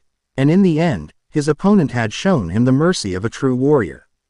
A slow smile spread across Saraorg's face. He let out a booming laugh. "I have been defeated," he announced, his voice full of respect. Not shame. He turned to face Naruto. "You are a true warrior, Naruto Uzumaki." He raised his hand, about to signal his own retirement. And that's when the sky shattered. A sound like cracking glass, 1,000 times louder, echoed through the pocket dimension. High above the ruined city, a black line appeared in the enchanted sky. It splintered, forming a web of cracks from which a cold, sterile white light poured. Warning. A dimensional breach has occurred in the game field. The automated system shrieked. "All participants, evacuate immediately." But it was too late. From the cracks in the sky, figures descended. They were angels, but not angels of heaven. They had wings, but their wings were constructs of hard, geometric light. Their faces were covered by impassive golden masks, and they moved with a synchronized, soulless grace. In their hands, they held spears that pulsed with a white-hot energy. They ignored the Bale peerage. They ignored the hiding Grimoire members. Their masked heads all turned in unison to face one person. "Naruto. Anomaly of chaos identified," one of them said, its voice a synthesized, emotionless chorus. "The tear in the great tapestry. By order of the Celestial Concordance, you are to be unmade." Without another word, they attacked. They moved with blinding speed, a flurry of light and death. The raiding game was forgotten. Saraorg, without a moment's hesitation, spun around and stood back to back with his recent opponent. An outside attack on a sacred game is an unforgivable dishonor. He roared, "I will not allow it." Lord Bale was on his feet, his face pale with shock and horror. Searsex and the other Satans were already barking orders, preparing to intervene. The assassins were powerful. One of them lunged at Naruto, its spear a streak of white. Naruto pushed Saraorg out of the way and blocked the spear with a kunai. The force of the impact sent shudders up his arm. These beings were incredibly strong. Another assassin appeared behind him, its spear aimed at his back. Before it could strike, a torrent of the power of destruction slammed into it, sending it tumbling. Rias and her peerage had arrived, their faces grim. "You didn't think we'd let you have all the fun, did you?" Kiba said, his sword already clashing with another assassin. The battle was desperate. The angelic assassins were stronger, faster, and perfectly coordinated. They fought without emotion, without wasted movement, their only goal the eradication of Naruto. An assassin swatted Koneko aside like a fly, and another spear of light pierced Kiba's shoulder, forcing him to his knees. Naruto saw his new friends getting hurt, saw Saraorg fighting with all his might to protect him, and a familiar, cold rage began to build in his chest. These new enemies, these self-proclaimed agents of order, had brought their war to his friends, to his new home. Unacceptable. Kurama, he whispered internally. A little help. A deep, rumbling chuckle echoed in his mind. It's about time. Let's show these puppets what a real monster looks like. A violent, crimson chakra erupted from Naruto. It was thick, malevolent, and terrifyingly powerful. It swirled around him, forming a bubbling, single-tailed cloak of the Nine Tails power. His eyes turned blood red, his pupils slitted, his whisker marks becoming thick and jagged. The angelic assassins paused, their emotionless masks betraying a flicker of something. Surprise, analysis, power signature, anomalous, chaotic, threat level elevated, their chorus-like voice announced. Naruto roared, a sound that was no longer human, and charged. He was now a force of nature, his speed and strength magnified tenfold. He smashed one assassin with a chakra-infused punch that sent it flying through a building. He grabbed another's spear, and the holy energy sizzled against his demonic chakra cloak, but he ignored the pain, shattering the weapon with his bare hands. But it still wasn't enough. They were too many, too coordinated. They adapted, keeping their distance, firing concentrated beams of light that forced him back. He saw one of them take aim at a wounded Rias. That was the last straw. Enough, he bellowed, his voice a mix of his own and Kurama's. The crimson chakra exploded outwards. For a breathtaking, terrifying moment, a colossal avatar of golden energy formed around him. It was just a torso and a single, massive arm, a skeletal construct of pure, overwhelming power. The golden chakra arm, larger than a skyscraper, swung down with unimaginable force. It didn't just hit the assassins. It smashed the entire section of the city they were in, pulverizing buildings and shattering the very ground of the pocket dimension. The remaining assassins froze. They stared at the golden avatar, at the sheer, godlike power that had just been unleashed. Their internal processors seemed to overload, unable to reconcile this power with any known data. "Report," their leader intoned, its voice wavering for the first time. "Subject contains power that rivals the thrones. An existence beyond the tapestry's weave. Retreat. We require a higher authority." In a flash of sterile white light, they vanished. Their mission a catastrophic failure. The golden avatar faded, leaving Naruto standing in the center of a crater, breathing heavily, the red chakra cloak receding. The battlefield was silent. The game was over. No one had won. Saraorg stared, his mouth agape, at the boy who had just wielded a power that dwarfed his own, that dwarfed anything he had ever seen. Rias and her peerage looked at their friend, their savior, with a new sense of awe and a sliver of fear. They knew he was powerful, but they had not understood. They had not grasped the scale of the being that lived inside him. In the viewing box, the entire Devil Council was on its feet, their faces a mixture of stark terror and profound shock. Lord Baal looked as if he had seen a ghost. Seer's ex Lucifer stared down at Naruto. Not with fear, but with an expression of grim, world-altering realization. The secret was out. Naruto Uzumaki wasn't just a powerful stranger who had fallen into their world. He was the host of a primordial force, a target of a divine enemy they did not understand, and the reluctant epicenter of a new war that had just been declared in front of the entire underworld. Chapter 5 End. Chapter 6. Whispers from the Celestial Realm. The aftermath of the aborted raiding game was a suffocating, echoing silence. The cheers and jeers of the crowd had died, replaced by a collective, stunned stillness. The holographic screens, which had replayed the horrifying, awe-inspiring image of Naruto's golden chakra avatar a dozen times, finally flickered to black, plunging the Colosseum into a somber twilight. The game hadn't just been interrupted, it had been violated, the sacred space of ritual combat torn asunder by an outside force, revealing a truth far more terrifying than any political rivalry. Back in the Grimoire estate, the atmosphere was thick with unspoken questions. Kiba was having his shoulder tended to by a pale but determined Asia, her healing magic glowing softly in the dim light of the infirmary. Koneko sat in a corner, staring at her own hands, perhaps contemplating the terrifying gap in power she had just witnessed. Akeno hovered near Naruto, her usual teasing demeanor gone, replaced by a quiet, protective concern. Rias paced back and forth, her mind a whirlwind of implications. Naruto sat on the edge of a bed, his head in his hands. The explosive release of Kurama's power had left him with a familiar, bone-deep weariness, but it was the emotional exhaustion that weighed him down the most. He had tried so hard to keep the full extent of his power under wraps. To be seen as an ally, not a weapon of mass destruction. Now, the fox was out of the bag, quite literally. He had felt their gazes on him in the arena, the awe, the respect, but also the fear. It was the same look the villagers of Konoha had given him as a child. He was once again the monster, the unpredictable force that could save them or destroy them.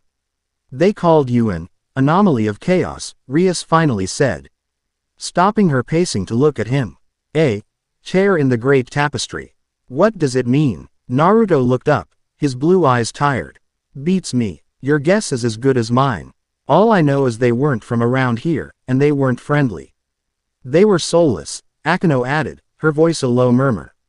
Like puppets. I felt no life in them, only purpose. A cold, unyielding purpose. Before they could theorize further, a crimson Grimoire magic circle glowed to life in the center of the room. Sears's Lucifer and Lord Baal stepped through. Sears's face was grim, etched with the weight of his office. Lord Baal, in a shocking turn, looked humbled. The arrogant bluster was gone, replaced by a grave, almost fearful, respect as his eyes fell on Naruto. The council is in chaos, Sears said, his voice cutting straight to the point. Half the members are calling for your immediate exile, Naruto Uzumaki, fearing you will draw this new enemy to us. The OT, her half are demanding you be made our ultimate weapon. And which half are you on? Naruto asked, his tone flat. Lord Baal stepped forward, much to everyone's surprise. He gave a stiff, formal bow, an act of deference that stunned Rias in her peerage. Young man, he began, his voice a low rumble, my house was wrong. I was wrong. I accused you of being a danger. I see now that you are not the danger. You are the one who faces the danger. His gaze was unwavering. My son, Saraorg, is a man who respects only true strength. He has told me what happened. You defeated him, but you spared him. You showed the honor of a true warrior. And then, you protected him. You protected us all. On behalf of my house, I formally withdraw my challenge and my opposition. The Baal clan will stand with who? Say Grimoire in recognizing you as an ally. It was a political earthquake. The leader of the traditionalist faction, in a single declaration, had reversed his position and thrown his considerable weight behind Naruto.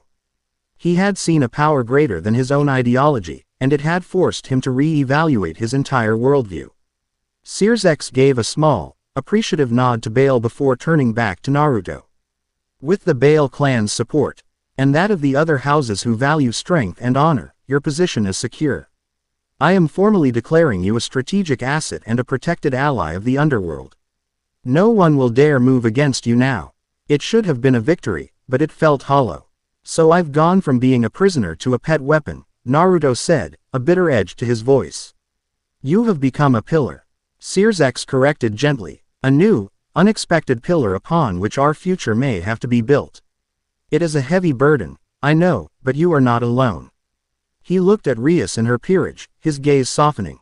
You have proven that, with the immediate political threat neutralized, the focus shifted to the more pressing, existential one. Who were the angelic assassins? The task fell to Ravel Phoenix. While the Grimoire peerage had been fighting for their lives, Ravel had been doing what she did best, gathering information. Her family's intelligence network was one of the most sophisticated in the underworld. A web of spies, scholars, and ancient records. She arrived the next day, her usual prim and proper demeanor replaced by a sense of urgency. She carried a heavy, dust cov. Tome bound in some kind of reptilian leather. I found something, she announced, spreading the book open on the library table. The pages were brittle, the text written in an archaic, pre-Great War dialect of the demonic tongue. It was in our deepest archives, a forbidden text detailing creation myths that were suppressed by the original Satans. It speaks of a pantheon of gods that existed before the current system. Before God and the Satans. She pointed to a passage. They were called the architects, or the celestial concordance. They weren't gods of things like war, or love, or the harvest. They were gods of concepts. Absolute order, pure logic, fate, entropy. According to this text, they viewed creation as a grand, perfect equation, a great tapestry. They saw emotion, free will, and the very concept of choice as flaws, chaotic variables that corrupted the perfection of their design. A chill went down the spines of everyone in the room. During the dawn of the Great War, Ravel continued, her finger tracing the ancient script, they saw the conflict between devils, angels, and fallen as the ultimate expression of this chaotic flaw. They sought to intervene, not to take a side, but to cleanse the realms. To unmake all three factions and reset creation to a state of perfect, lifeless order. God and the original Satans, in a rare moment of agreement, joined forces to fight them. They couldn't destroy the architects, but they managed to seal them away in a prison outside of the known dimensions. So these things that attacked us, Kiba began, his voice tense. Were their soldiers, Ravel finished. Constructs of pure order, sent to eliminate what they perceive as the greatest source of chaos. Naruto. She looked at him, her expression a mixture of awe and trepidation. The text speaks of a prophecy, an old fear of the architects. It says that one day, a being would emerge who was not woven into their great tapestry, a soul from outside the equation with the power to truly defy fate. An anomaly of chaos. That's you. Your very existence is a threat to their ideology of absolute order. The pieces clicked into place with horrifying clarity. This wasn't a war for territory or power. It was an ideological war, a war against existence itself. While this revelation was sinking in, Koneko, who had been uncharacteristically quiet and withdrawn since the battle, approached Naruto. She tugged on the sleeve of his shirt, her golden eyes looking up at him with a vulnerability he'd never seen before. Can we train? She asked, her voice barely a whisper. Naruto, seeing her distress, immediately agreed. They went to the training grounds, the same field where he had first sparred with them. For a long time, they just stood there in silence. I was useless, Koneko said finally, her voice small but sharp with self-disgust. That thing, it swatted me away like I was a fly. All my strength meant nothing. She clenched her fists. And then you, that red power, it felt like the thing I try so hard to keep locked away. Naruto understood instantly. She wasn't just talking about her Nekomata abilities. She was talking about the raw, destructive impulse that came with great power. The fear of losing control. She had felt a kinship with the rage of the Nine Tails, and it terrified her. The power inside me is a part of a being named Kurama, Naruto said. Sitting down on the grass and patting the spot next to him. Koneko hesitated, then sat. For a long time, I hated him. He was the reason for all my pain. And he hated me, saw me as his jailer. We fought all the time. I tried to suppress him, to steal his power by force. And I almost lost myself to his hatred. He looked at her, his gaze kind. It only changed when I stopped fighting him. When I talked to him. When I acknowledged him as a being, not just a source of power. I learned that his strength didn't have to be about destruction. It could be used to protect. Just like your power, Koneko-chan. It's a part of you. It's not evil, it's just strong. You're the one who decides how to use it. He held out his hand, palm up. A small, warm ball of golden chakra appeared, the same kind he used for healing. Don't be afraid of it. Work with it, understand it. Koneko stared at his hand, then at him. A single tear rolled down her cheek. She wasn't just afraid of her power, she was afraid of being alone with it. In Naruto, she saw someone who wasn't. He had made peace with his inner demon. He had turned his curse into his greatest partnership. She reached out a tentative hand and placed it on top of his. She didn't want to just be stronger. She wanted the kind of strength he had, the strength of acceptance. Their moment was interrupted by a sudden, chilling drop in temperature.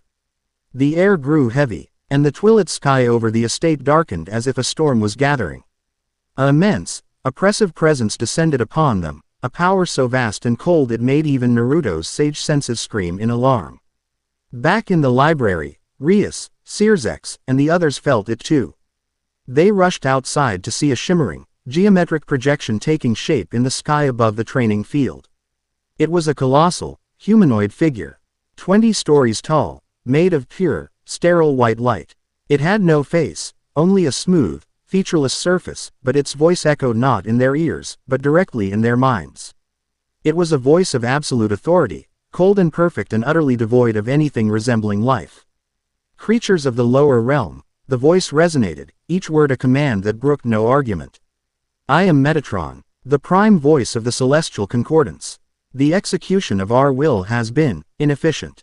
This is a matter of cosmic stability, not a petty squabble to be settled by lesser constructs.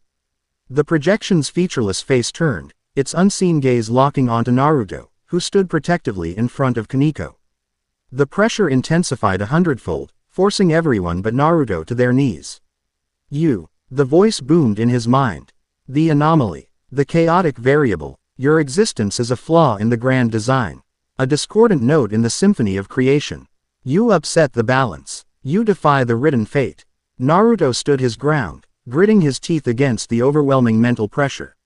He flared his own chakra, Kurama's and his own mixing, creating a gall den aura that pushed back against the oppressive force.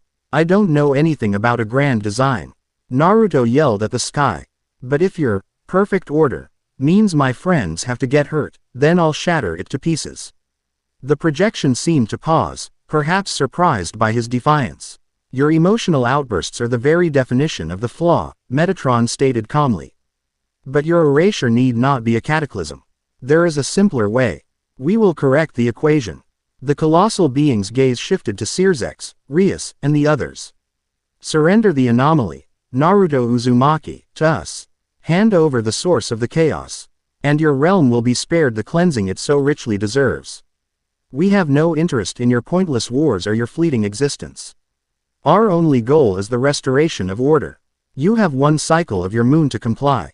The projection looked back at Naruto, a final, chilling message delivered only to him. All the chaos that follows, all the death, all the destruction that will be visited upon this world, it will be your fault. The equation will be balanced. The choice is whether it is balanced by one variable, or by an entire realm. With that, the projection dissolved. The oppressive pressure vanished, and the sky returned to its normal twilight. But the cold dread it left behind was a permanent stain on the air. The threat was no longer a whisper from a forgotten text or an attack by faceless puppets. It was a declaration of war from a being that radiated the power of a god, delivered to the very heart of their home. And it had come with an ultimatum. A terrible choice designed to turn them against the very person who was their only hope. Chapter 6 End. Chapter 7. A Forge of Alliances and Broken Vows. Metatron's ultimatum fell upon the underworld not like a spark, but like a lit match on a field of dry tinder. Panic, a sentiment devils were loath to admit they possessed, spread through the noble houses and common districts with the speed of a plague. The Devil Council devolved into a maelstrom of fear and fury. One faction, driven by pure survival instinct, shrieked for Naruto's immediate surrender. They argued that the life of one outworlder, no matter how powerful, was not worth the annihilation of their entire race. Let the architects have their anomaly. Their perfect order was preferable to no existence at all. Another faction, which now included a surprisingly vocal Lord Bale, argued the exact opposite. To surrender their greatest weapon and protector would not only be the ultimate act of cowardice but also strategic suicide. What guarantee did they have that the Concordance would honor its word? To bow before such a threat was to invite extinction. They argued for war, for a glorious, defiant stand against the soulless gods of order. The underworld was tearing itself apart, on the verge of a second, even more devastating civil war before the first shot from their new enemy had even been fired. It was in this crucible of chaos that Circex Lucifer proved why he was the king of devils. He saw that their society, built on pride and individual power, was incapable of facing this threat. It would bicker and posture its way into oblivion. He needed to change the very nature of the game. He made a decision that was either an act of political genius or the desperate gamble of a doomed man. He called for a summit. Not of devils, but of worlds. He sent formal, magically sealed invitations to the two beings he had spent his entire reign locked in a fragile cold war with: the Archangel Michael, Regent of Heaven, and Azazel, the Governor-General of the fallen angels. He proposed an emergency meeting in a neutral, magically created pocket dimension, to discuss a threat that transcended their ancient squabbles. The risk was astronomical. Inviting his two greatest rivals to a secret meeting could be seen as an act of treason by his own people. If either of the other factions saw it as a trap, it could be the catalyst that finally shattered the truce and plunged their exhausted worlds back into the Great War. The fact that they both accepted was a testament to the sheer magnitude of the threat. The attack on the raiding game, a magically sealed dimension, had sent ripples of alarm through all three factions. They had all detected the alien power of the Concordance, and they were all terrified by it. The summit was held in a space of pure, sterile white, a featureless hall created by Ajuka Beelzebub, designed to offer no side a tactical advantage. The three delegations faced each other in a tense triangle. Sirzek stood with Seraphal and a grim-faced Lord Baal. Michael, the picture of serene, golden-haired grace, was flanked by the fiery-haired Seraph Gabriel and the stoic Uriel. Azazel, looking more like a laid-back rock star than a faction leader in his black trench coat, was accompanied by the formidable fallen angel Barakiel and Shemhazai, his second-in-command. Rias and her peerage, including Naruto, stood behind the devil delegation, present as the ones with first-hand experience of the enemy. The air was thick with the weight of millennia of hatred. Every polite word was laced with poison. Every glance a silent accusation. Sirzek's, Michael began, his voice a calming melody that did little to soothe the tension. Your invitation was unprecedented. You speak of a threat to us all. Yet this, celestial concordance, has made its demands only of you. Heaven cannot interfere in the affairs of another pantheon.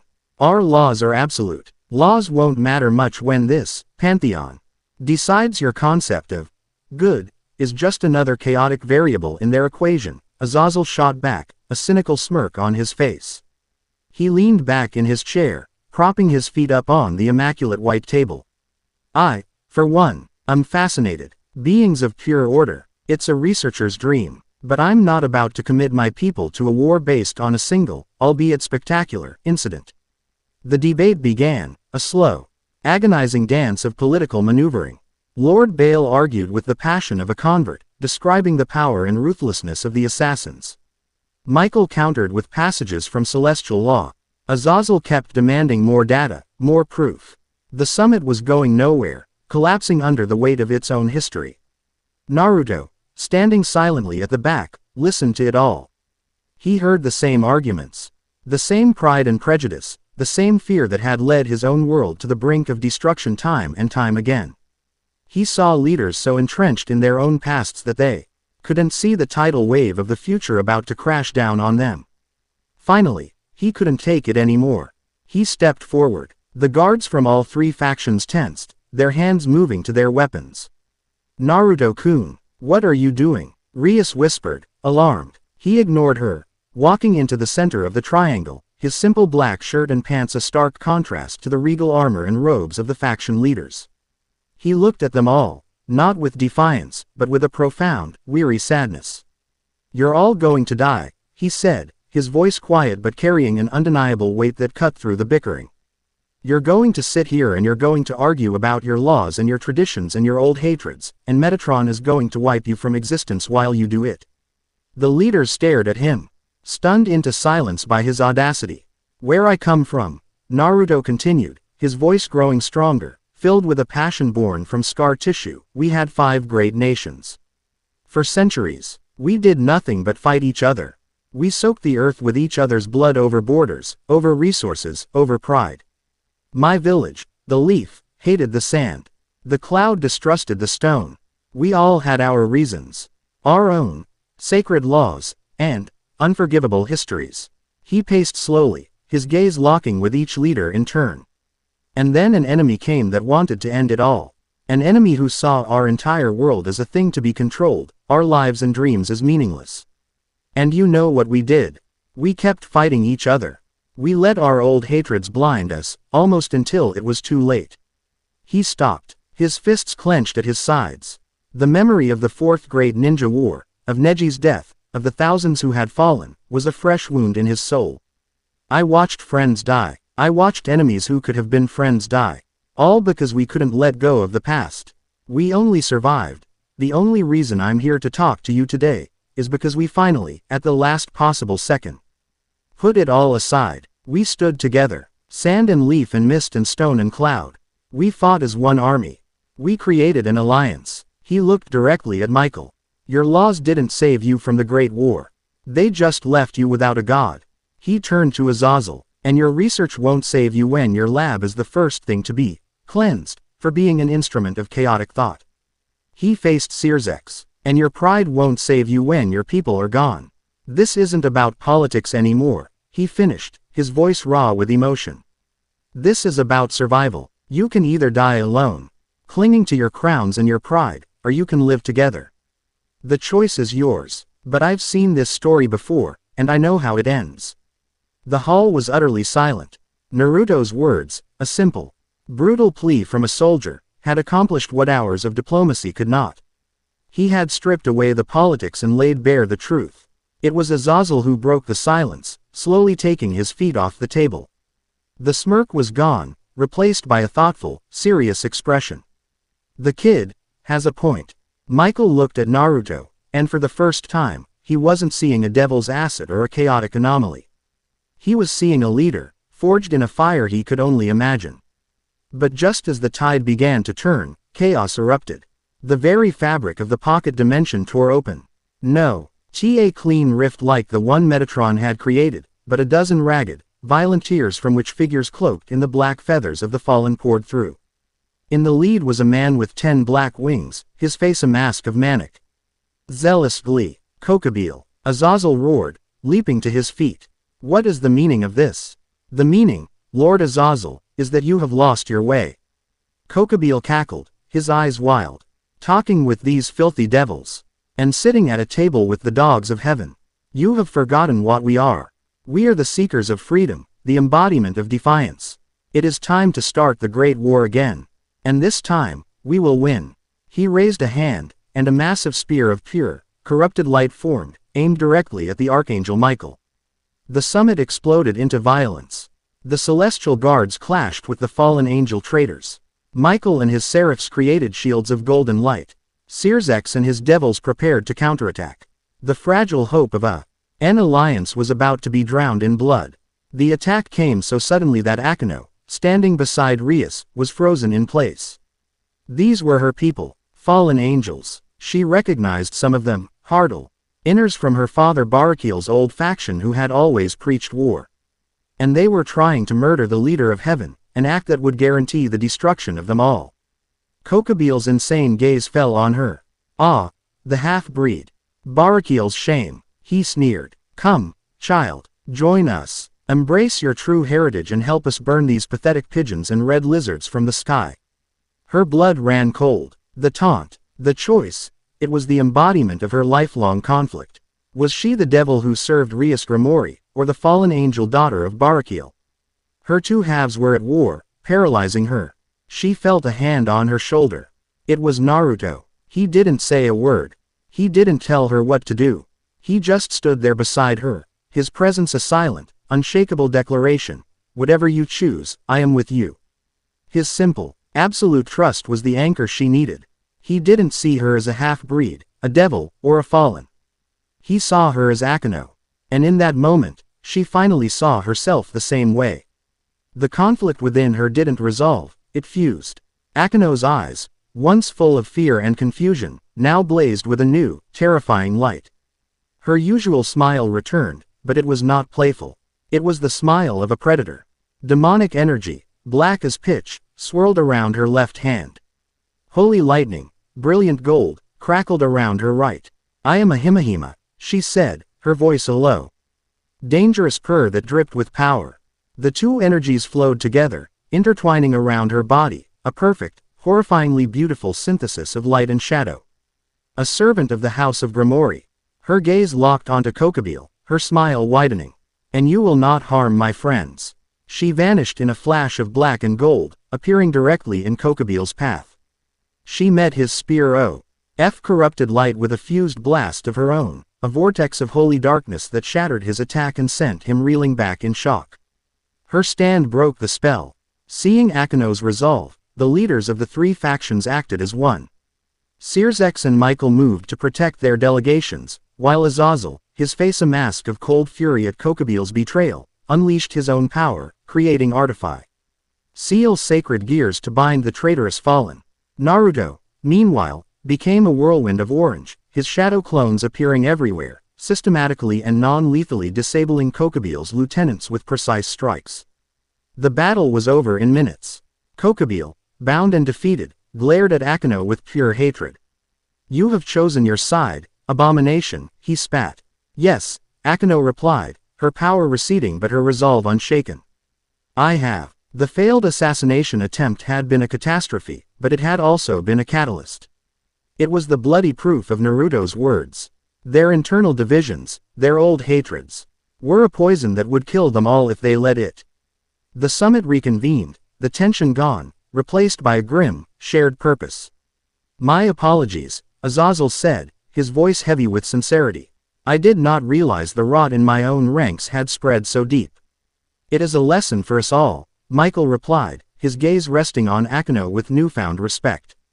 It seems true strength is not about purity of blood, but purity of heart. Sirzex looked at them both. Metatron gave us a month. Kokobile just showed us we don't have the luxury of time. We either stand together, or we fall apart. What is your decision? There was no more debate. The choice was clear. Heaven will join this fight, Michael declared, his voice ringing with celestial authority. The fallen will stand with you, Azazel said, his eyes hard as flint. Kokobile wanted a war. He's going to get one. Just not the one he was expecting. And so, in a hall of pure white, stained by the blood of treachery, the impossible happened. The Tri-Faction Alliance was born, a pact of mutual defense forged in the face of annihilation. Their first order of business was to go on the offensive. They couldn't wait for Metatron's deadline. Ravel Phoenix, who had been analyzing the data from the assassins' energy signatures, believed they were drawing power from hidden conduits, ancient weapons left behind by the architects. Their first mission as an alliance would be to find and destroy one of these conduits. As the leaders began to strategize, Rias, Akeno, Koneko, and Ravel stood with Naruto. They looked at him, not just as a friend or a powerhouse, but as the man who had just done what no Satan, angel, or God had managed in 10,000 years. He had brought them together. He was the heart of this new, fragile, impossible alliance. And they would follow him to the end of the world and back. Chapter 7 End. Chapter 8. The Saint and the Sage. The command center for the newly forged Tri-Faction Alliance was not a grand hall of marble and gold, but a hastily repurposed sub-level of Azazel's research headquarters in the Grigori domain. It was a chaotic, buzzing hive of activity. Devils in noble finery worked awkwardly alongside stern-faced angels, while fallen angels tinkered with arcane monitoring equipment, their conversations eclipsed professional jargon that ignored the millennia of bad blood between them. It was a tense, fragile, and utterly unprecedented miracle of cooperation. At the center of it all, a massive holographic map displayed a section of the human world, a remote, unpopulated peninsula on the coast of what was once Yugoslavia. The image was gray and indistinct, obscured by a powerful jamming field. Here, Azazel said, pointing a clawed finger at the center of the distortion. This is the location Ravel Phoenix's analysis pinpointed. The energy signature of the celestial assassins spiked here for a nanosecond before and after the raiding game attack. It's a focal point, a conduit of some kind. He looked at the assembled strike team, Naruto, Rias, and her full peerage. Standing beside them, representing their factions, were Sirzex and the Archangel Michael. The city is called Kresnik, Michael explained, his voice a calm counterpoint to Azazel's restless energy. It was abandoned over 400 years ago after a magical cataclysm. A failed ritual by a cove. N of human sorcerers that thinned the veil between worlds. It has been a place of bad energy and ghost stories ever since. An ideal location to hide something you don't want found. Ravel's Intellige. NCE suggests that a high-ranking agent of the Concordance is already on site, Searsex added, his expression grim. They are referred to in the suppressed texts only as a saint. A being resurrected and empowered by the architects. A true believer in their cause. Their purpose, we believe, is to activate this conduit, turning it into a gateway to channel the Concordance's power directly into our realms. Your mission is simple, if not easy, Azazel concluded, his eyes locking onto Naruto. Get in, find that conduit, and destroy it. The saint is your primary obstacle. Do not underestimate them. They are not mindless constructs. They are intelligent, ideologically driven, and wield a power that is anathema to everything we are. It was a classic shinobi mission. Infiltrate, neutralize the target, and get out. Naruto felt a familiar sense of focus settle over him. This was his element. We'll handle it, he said with a quiet confidence that seemed to reassure the anxious leaders. Rias stepped forward, her peerage arrayed behind her. The House of Grimoire is ready, she said, her voice clear and strong. She wasn't the same king who had entered the raiding game. Her trust in her team, and in Naruto, had been forged into an unbreakable weapon.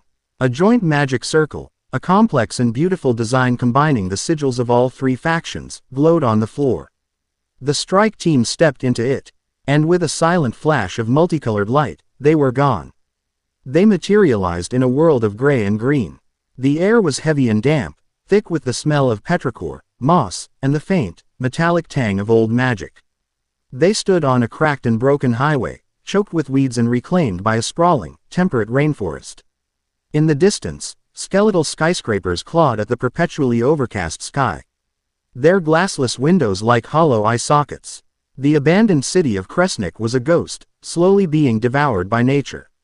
A profound, unnatural silence hung over everything, broken only by the drip of water from rusting streetlights. Stay sharp, Naruto murmured, his sage senses already active, scanning the environment. The air here feels wrong. It's heavy. The residual magic from the cataclysm. Ravel's voice crackled in their ears through small, discrete communication devices. It makes energy signatures hard to read. I will do my best to guide you from here, but you are my only eyes and ears. They moved into the city, a silent, coordinated unit. Hiba took the point, his movements a fluid blur as he scouted ahead. Koneko moved with him, her enhanced senses sniffing the air, her footsteps making no sound on the broken pavement. Akeno and Gasper stayed near the center with Rias, providing cover, while Naruto brought up the rear, his senses covering their backs and the sky above. They moved with the practiced efficiency of the team Naruto had forged, a stark contrast to the collection of individuals they had been just weeks ago. They found the conduit in the city's central plaza. It was a horrifying, beautiful thing. A massive, crystalline pillar, easily 100 feet tall, pulsed with a soft, internal white light. It was covered in the same geometric, circuit-like patterns as the Chimera, and it hummed with a low, resonant frequency that vibrated in their bones. The pillar was buried deep in the earth, but its tip was surrounded by a complex array of what looked like floating golden rings, all rotating in opposite directions. The air around it was cold and sterile, the very ground devoid of any life. That's it, Rias breathed, her demonic power recoiling from the sheer concentration of holy energy. I don't think it's fully active yet, Naruto observed. It feels like it's still charging up. As if on cue, a figure descended from the sky and landed softly atop the crystalline pillar. He did not have wings of light like the assassins. He had 6, pure white feathered wings, like an angel of the highest order. He was a young man, clad in simple white and gold robes, with silver hair that seemed to float around a face of serene, heartbreaking beauty. His eyes, the color of molten gold, held no malice, no anger. They held only a deep, profound pity. You should not have come here, children of chaos, he said, his voice calm and melodic, yet carrying an authority that seemed to crush the very air around them. This place is a forge for a new, cleaner world. You were but dross to be burned away. Are you the saint? Naruto called out, stepping forward. I am Cassian, the being replied, his golden eyes fixing on Naruto. And I am a servant of the true divine. The ultimate order. I have been granted a second life to correct the flaws of my first, and to help cleanse the tapestry of its most egregious error. His gaze was unwavering. Without another word, he raised a hand. A dozen spears of pure, condensed light materialized in the air around him and shot downwards. They didn't fly in a simple arc, they moved with impossible 90-degree turns, homing in on each member of the team from different angles. Scatter, Rias commanded, but the team was already moving, their training kicking in. Kiba became a blur, his sword deflecting 2 spears aimed at Gasper. Koneko punched the ground, raising a slab of concrete to block a spear meant for her, the holy light shattering the makeshift shield but dissipating its force. Akeno unleashed a torrent of her fused holy darkness, creating a chaotic vortex that neutralized several more. But Cassian was on another level. He floated down from the pillar, his movements graceful and unhurried. He pointed a finger at Koneko. A thin, precise beam of light shot out. It wasn't an explosive attack, it was a piercing one. Koneko tried to dodge, but the beam followed her, and she was forced to cross her arms to block. The light hit her gauntlets, and despite her immense physical defense, she was thrown back dozens of feet, skidding across the plaza, her arms trembling from the sheer focused power. Your strength is chaos made manifest, Cassian said, his tone that of a patient teacher. It is an unrefined, brutal thing. Order will always conquer it. He turned his attention to Kiba, who was charging him with incredible speed. Your speed is a frantic, desperate scrabbling against the inevitable. Cassian didn't move, he simply raised his hand, and a perfect cube of hard light materialized around Kiba, trapping him mid-stride. Kiba slammed against the transparent wall, his momentum completely negated. He struck the walls with his sword, but the holy energy repelled his demonic blade. He's systematically countering us, Ravel's voice said, a note of panic in it. His power isn't just strong, it's intelligent. It adapts. Naruto saw it too. Cassian wasn't just fighting them. He was dissecting them, proving a philosophical point with every move. This was a battle of ideologies. Akeno, Rias, now. Naruto commanded. Akeno unleashed her most powerful attack. A massive dragon of black and gold lightning that roared towards Cassian. At the same time, Rias gathered a huge sphere of the power of destruction, a swirling vortex of annihilation. Cassian watched the 2 colossal attacks approach, his expression unchanged. Light and shadow, destruction and creation. You wield the fundamental forces of your world as if they were toys. He brought his hands together, and a complex, multi-layered shield of intersecting golden rings appeared before him. But all forces must bow to the law. The 2 attacks hit the shield. For a moment, the whirl was a storm of crackling lightning and roaring darkness. But the shield held. It didn't just block the energy, it absorbed it, channeled it, and then reflected it back in a dozen focused, razor-sharp beams of pure power that lanced across the plaza, forcing everyone to dive for cover. It's no good, Rias panted, her energy reserves already significantly drained. He's too strong. He turns our own power against us. Cassian floated in the center of the plaza, unharmed, his serene pity once again fixed on them. You see, your every effort only proves my point. Your free will, your emotions, your bonds, they lead only to struggle, pain, and ultimate failure. The Concordance offers a perfect peace, a world without suffering, without choice. A silent, perfect world. That's not peace. That's a graveyard. Naruto yelled back, stepping forward to finally confront him. A world without choice isn't worth living in. The struggles, the pain, that's what makes the good moments matter. That's what makes us human. Cassian sighed, a sound of genuine disappointment. You are the very heart of the disease. You speak of meaning in suffering. You champion the flaw. Then you, sage, will be the first to be corrected. The duel began. Naruto charged, his movements a blur. Cassian met him not with brute force, but with perfect, geometric precision. Every time Naruto threw a punch, a small, perfectly angled shield of hard light would appear to deflect it. When Naruto tried to use his speed to get behind him, walls of light would spring up, boxing him in. It was like fighting a sentient sup, or computer that could predict his every move. Your movements are chaotic, Wasted, Cassian lectured as they fought, his voice never rising above a calm lecture. You rely on instinct, on emotion. A perfect warrior has neither. And a perfect warrior has no friends to fight for. Naruto shot back, creating two shadow clones that launched a pincer attack. Cassian simply created two perfect spheres of light that enveloped the clones, silently erasing them from existence. Attachments are a weakness. They are anchors that bind you to the flawed world. Naruto gritted his teeth, switching to his frog kata. The strange, unpredictable movements, the use of natural energy to extend his reach, finally seemed to catch the saint off guard. One of Naruto's invisible punches of natural energy clipped Cassian's shoulder, making the serene being stumble for the first time. A flicker of surprise, perhaps even annoyance, crossed Cassian's face. Natural energy, the chaos of the world itself. You would even weaponize the flaw in the planet. You truly are an abomination. The fight escalated. Naruto entered Six Paths Sage mode, his golden aura flaring to life, the truth-seeking orbs forming behind him. Cassian, in response, glowed with a light so intense it was painful to look at, his six wings spreading wide, transforming into blades of pure energy. They clashed in the center of the plaza, a whirlwind of gold and white. The ideological debate continued, punctuated by the shriek of their power. Why do you fight so hard for a world of pain? Cassian asked, parrying one of Naruto's truth-seeking rods with a wing blade. Because it's also a world of love, and laughter, and ramen. Naruto roared back, their battle a maelstrom of conflicting philosophies.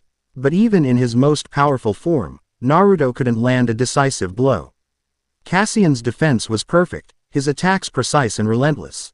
He was a creature of pure logic, and Naruto's power, for all its magnitude, was still a force of chaos that Cassian was designed to contain. Naruto realized with a grim certainty that he couldn't win this fight alone with raw power. He needed his toolbox. Rias, he yelled, their minds connect. With the unspoken understanding of 100 training sessions. Get ready, we're going to break his perfect order with a little chaos of our own. He disengaged from Cassian, leaving the saint hovering in the air. The rest of the Grimoire team, who had been recovering and waiting for an opening, moved into position.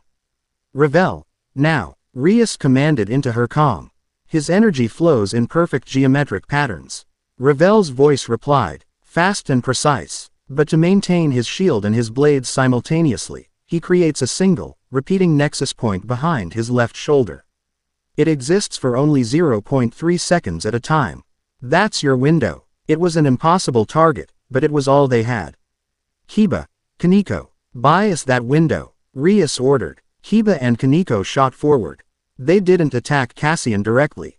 They attacked the environment. Kiba's swords tore up the ground, kicking up a massive cloud of dust and debris, obscuring Cassian's vision. Koneko, with a mighty roar, punched the base of a nearby skyscraper, sending a shower of concrete and steel raining down on the plaza.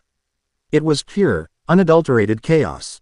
Cassian, for the first time, was forced to divert his attention, creating multiple shields to block the debris.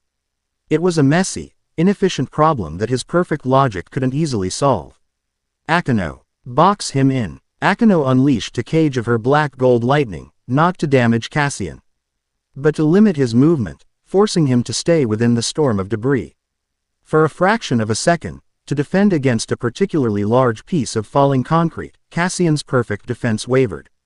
The nexus point Ravel had identified flared into existence. Naruto, now, Rias screamed. Naruto was already moving. He appeared before Rias, his hand thrust out, a perfect, stable Rasengan spinning in his palm. Pour it in, Rias. All of it. Rias placed her hands over his.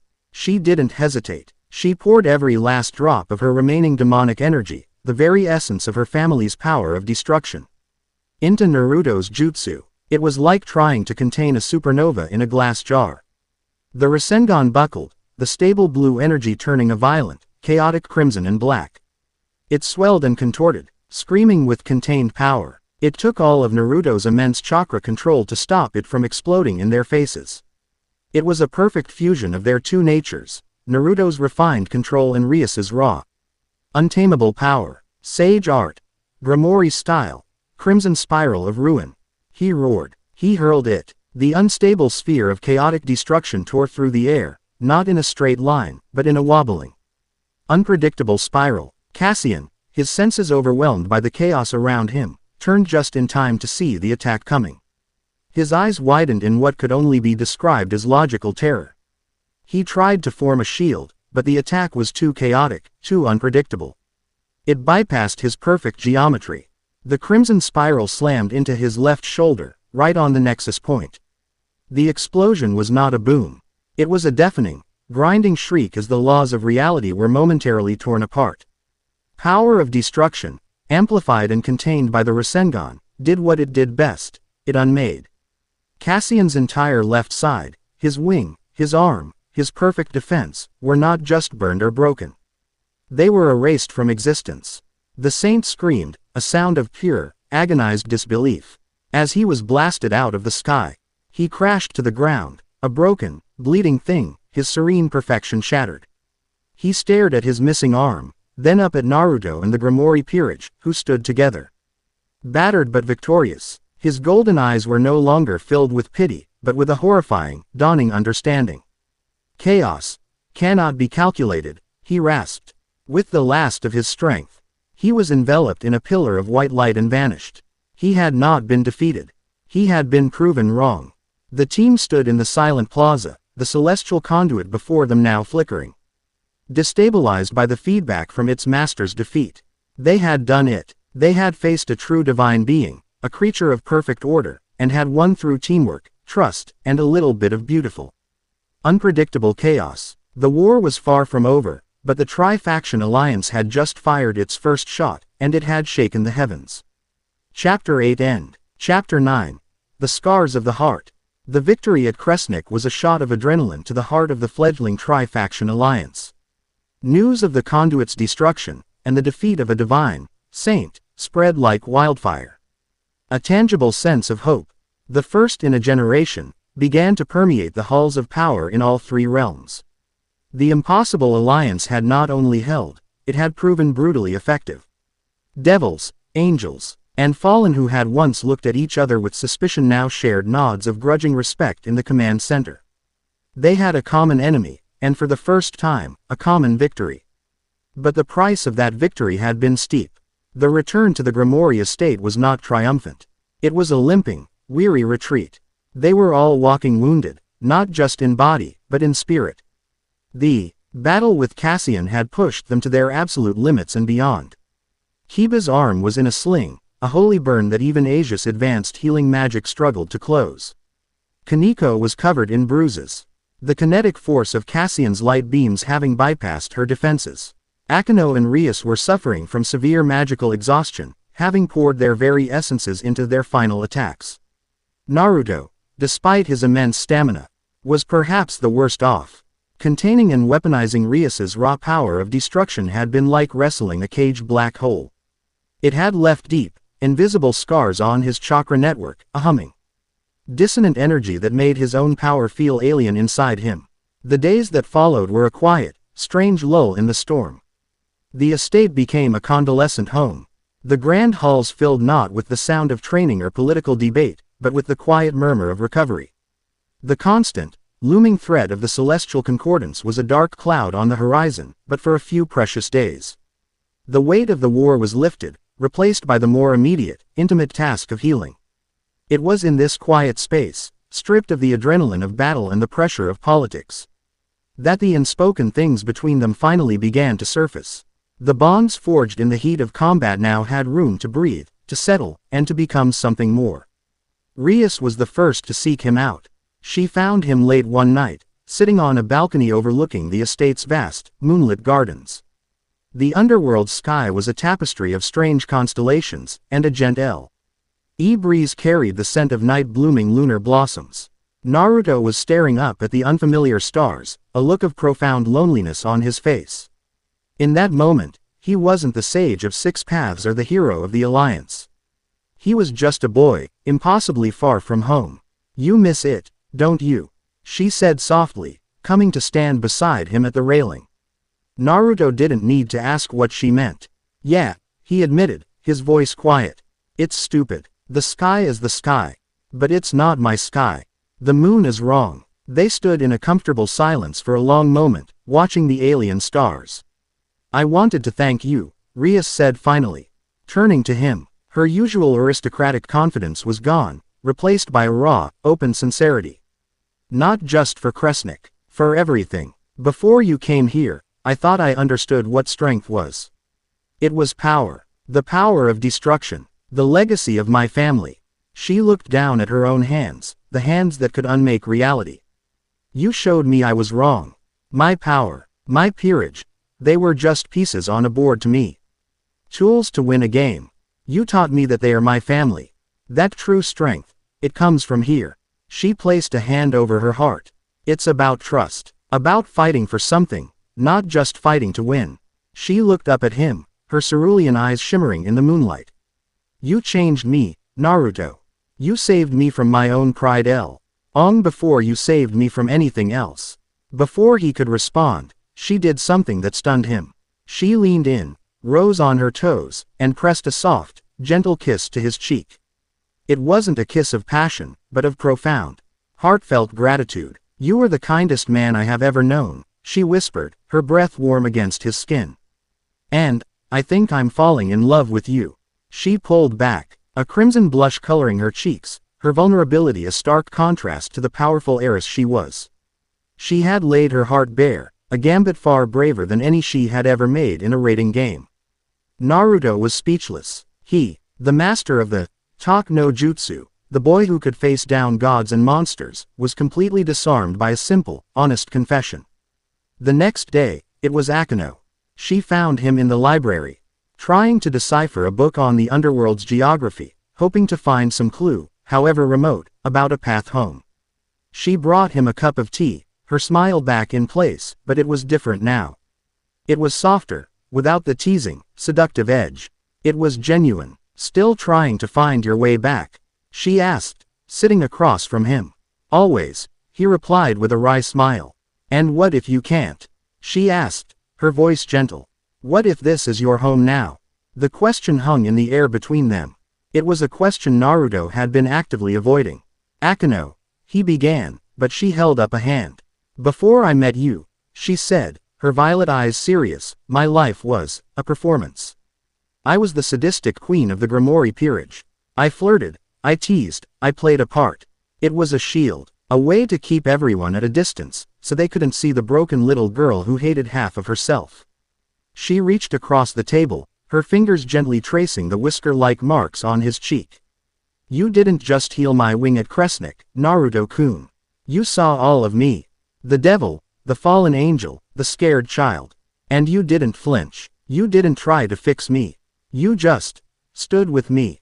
You made me feel like being whole wasn't about choosing a side, but about embracing both. Her touch was warm, comforting. In my whole life, I've only ever felt safe with one other person. And she's gone. But with you, her voice broke for a fraction of a second. With you, the darkness doesn't feel so scary anymore. It feels like a part of me that you're willing to hold, just as much as the light. She leaned in, her forehead resting against his. It was an act of profound intimacy, a sharing of scars. I love you, Naruto Uzumaki. Not because you're strong, but because you make me strong enough to be myself. The emotional onslaught continued. Kaneko's confession was not one of words. He found her in the kitchen, meticulously making a plate of sandwiches. She walked up to him, held the plate out, and looked at him with her wide, golden eyes. It was a simple offering, but he understood the weight of it. She was sharing her comfort with him, the one thing that had always been hers alone. He took a sandwich and took a bite. His eyes widened. It was amazing. Koneko watched his reaction, and for the first time, a small, genuine smile graced her lips. She then did something that shocked him more than any divine attack. She reached up and hugged him, her small arms wrapping around his waist, her face buried in his chest. She said nothing. She didn't need to. The hug was a promise. A declaration of unwavering loyalty and affection that was more powerful than any speech. She had found her fellow outcast, her senpai, the one who understood the monster within and wasn't afraid. Finally, there was Ravel. She approached him in the strategy room, where he had been staring at the map of Kresnik, replaying the battle in his mind. She was holding a new data crystal. The Alliance is already planning the next strike, she said, her voice its usual, professional tone. But her posture was different. The stiff, aristocratic rigidity was gone. You're a brilliant strategist, Naruto, she stated. Not as a compliment, but as a fact. But that's not what I admire most about you. She put the crystal down and looked at him. I was raised in a world of political marriages and strategic alliances. Love was a commodity. Loyalty was a contract. My engagement to Riser was a business transaction. He was powerful, arrogant, and cruel, but he was a phoenix, and that was all that mattered. Her gaze was intense. Then you arrived. You wield a power that could make you a king, a god. You could have anything you want. And yet, you treat everyone, from Sears X Lucifer to Gasper, with the same level of respect. You teach, you protect, you led, not through command, but through inspiration. You showed me that a true leader's strength isn't in their power, but in their character. She took a deep breath. Steeling herself. I have formally renounced my ties to my family's traditionalist views. I have pledged my services, my strategies, and my loyalty to the House of Grimoire. She took a step closer. And to its greatest asset. I see a future, a better future for the Underworld, with you at its center. And I want to be there, by your side, to help you build it. She blushed slightly, as more than just a strategist. If you would have me. Naruto felt like he was drowning. Rias, Akeno, Koneko, Ravel. 4 of the most powerful, intelligent, and beautiful women he had ever met had, in the span of a few days, laid their hearts at his feet. After a lifetime of being ostracized and seen as a monster, after a war that had left him feeling empty and alone, he was now facing an onslaught of genuine, unconditional love. He retreated to the same balcony where he had spoken with Rias, his mind a chaotic whirl. He had come here by accident. His only goal had been to find a way home. Back to Konoha, to the peace he had fought so hard to create. But what was waiting for him there? A desk job as Hokage. A hero's statue in a village that had finally accepted him, but had never truly understood the scars he carried. He looked out at the strange, beautiful gardens of the Underworld. He thought of Rias's courage, Akeno's strength, Koneko's quiet loyalty, and Ravel's brilliant mind. He thought of the family they had become, the way they fought for each other, the way they had healed each other. Was home a place you were from? Or was it a place you belonged? His internal turmoil must have been obvious, because a crimson magic circle glowed behind him, and Sears X Lucifer stepped onto the balcony. A difficult choice, isn't it? The Satan King said gently, coming to stand beside him. More like 4 difficult choices, Naruto mumbled. Sears X chuckled. Perhaps the choice is not as difficult as you think. In our world, Naruto, great power comes with great complexities. Especially when it comes to houses and lineage. A devil of your stature, a pillar of our new alliance, would be expected to form a new house, to create a dynasty. He paused, letting the implication sink in. And for a house of that magnitude, it would not be unheard of. In fact, it would be encouraged, for its leader to take more than one partner. To forge alliances, to gather the best and brightest under a single banner. Naruto stared at him, dumbfounded. You can't be serious. A harem. The idea was so outlandish, so fundamentally alien to his own world's values, that he almost laughed. It is a political solution, yes, Sears X said, his expression becoming serious. The Grimoire, Himahima, Chuju, and Phoenix clans are all powerful. An alliance between them, centered around you, would create a new power block that would permanently stabilize the progressive movement in the Underworld. It would secure my sister's future, give Lady Akeno and Miss Chuju a standing they have never had, and formally integrate the brilliant Lady Ravel into our inner circle. He looked at Naruto, his gaze piercing. But I have seen the way they look at you, and the way you look at them. This is not just politics, is it? It is a solution that also happens to align with the matters of the heart. Sears X placed a hand on his shoulder. You have fought for a world that was not your own. You have bled for my people. You have saved my sister more times than I can count. You have earned a place here, Naruto. You have earned a family. You have earned happiness. He left Naruto alone with the choice. It was a political move, a strategic alliance, a way to solidify his place in this strange new world. But stripped of all the titles and traditions, it was something much simpler. It was a chance to build a home, not with one person, but with 4 people who had seen every part of him: the hero, the monster, the leader, the lonely boy, and had chosen to love him anyway. He thought of the pain of his past, the emptiness after the war, and he thought of the warmth he felt when they were all together, the feeling of rightness. The decision, when it finally came, felt less like a choice and more like an acceptance of the truth. His adventure here wasn't over. It was just beginning. Chapter 9 End. Chapter 10. The Dawn of a Crimson Sage. The air on the balcony was cool and still, a fragile peace suspended in the strange twilight of the underworld. Naruto looked at the faces of the 4 women who had gathered there with him. Rias, her expression a mixture of hope and anxiety. Akeno, her usual smile softened into one of gentle sincerity. Koneko, her golden eyes conveying a world of unspoken trust. And Ravel, her posture poised but her gaze unwavering. They had come to him not as a group, but as individuals drawn together by a singular, impossible truth. He had spent his life chasing a dream of peace, a dream of acceptance. He had fought and bled and nearly died to be acknowledged by his village, to protect his friends. He had achieved it all, and in the end, it had left him with a hero's title and an aching void in his soul. Here, in a world he had fallen into by accident, he had found something he hadn't even known he was looking for. Not acceptance, but belonging. He took a deep breath, the decision settling in his heart not with a clash of conflict, but with a quiet, profound sense of rightness. Yes, he said, his voice clear and steady.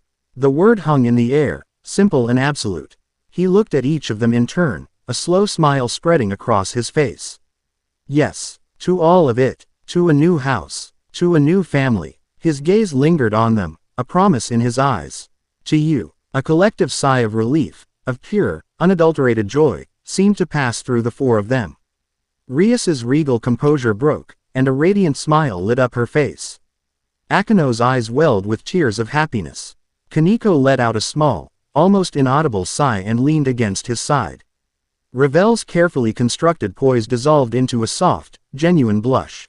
It was not a moment of grand passion, but of quiet, earth-shattering commitment. In that moment, a new pillar as driven into the foundation of the underworld, a new house born not of blood or contract, but of shared scars and mutual devotion. This perfect, fragile moment of peace lasted for approximately 30 seconds. It began with a sound. A low, resonant hum that seemed to come from everywhere and nowhere at once. It grew in pitch and intensity, a high-frequency shriek that vibrated in their teeth and made the very stones of the estate tremble. Then, the sky broke. It was not a metaphorical breaking.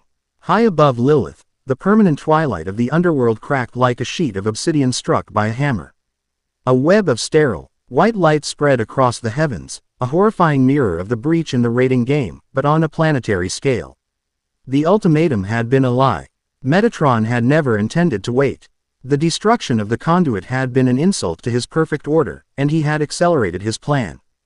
The cleansing had begun. From the cracks in the sky, they descended.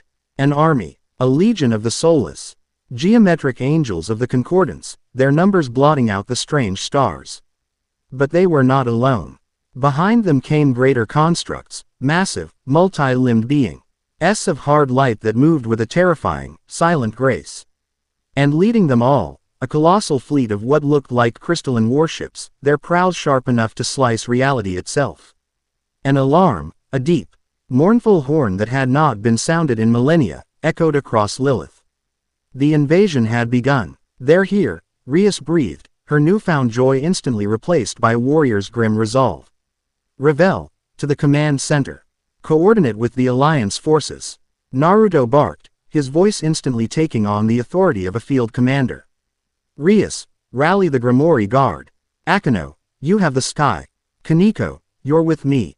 We're the vanguard." There was no hesitation. They moved as one, their new promise to each other immediately tempered in the fires of war. The battle for Lilith was a vision of beautiful, terrifying chaos. For the first time in history, the sigils of the great devil houses flew alongside the golden banners of heaven and the black-feathered standards of the Grigori. Angels provided aerial cover for devil legions on the ground, their holy light incinerating the Concordance's constructs. Fallen angels, led by a furious Azazel, unleashed torrents of forbidden magic. Their research turned into weapons of war. Saraorg Baal, roaring like a lion, fought back to back with Kiba, their combined speed and power a whirlwind of destruction.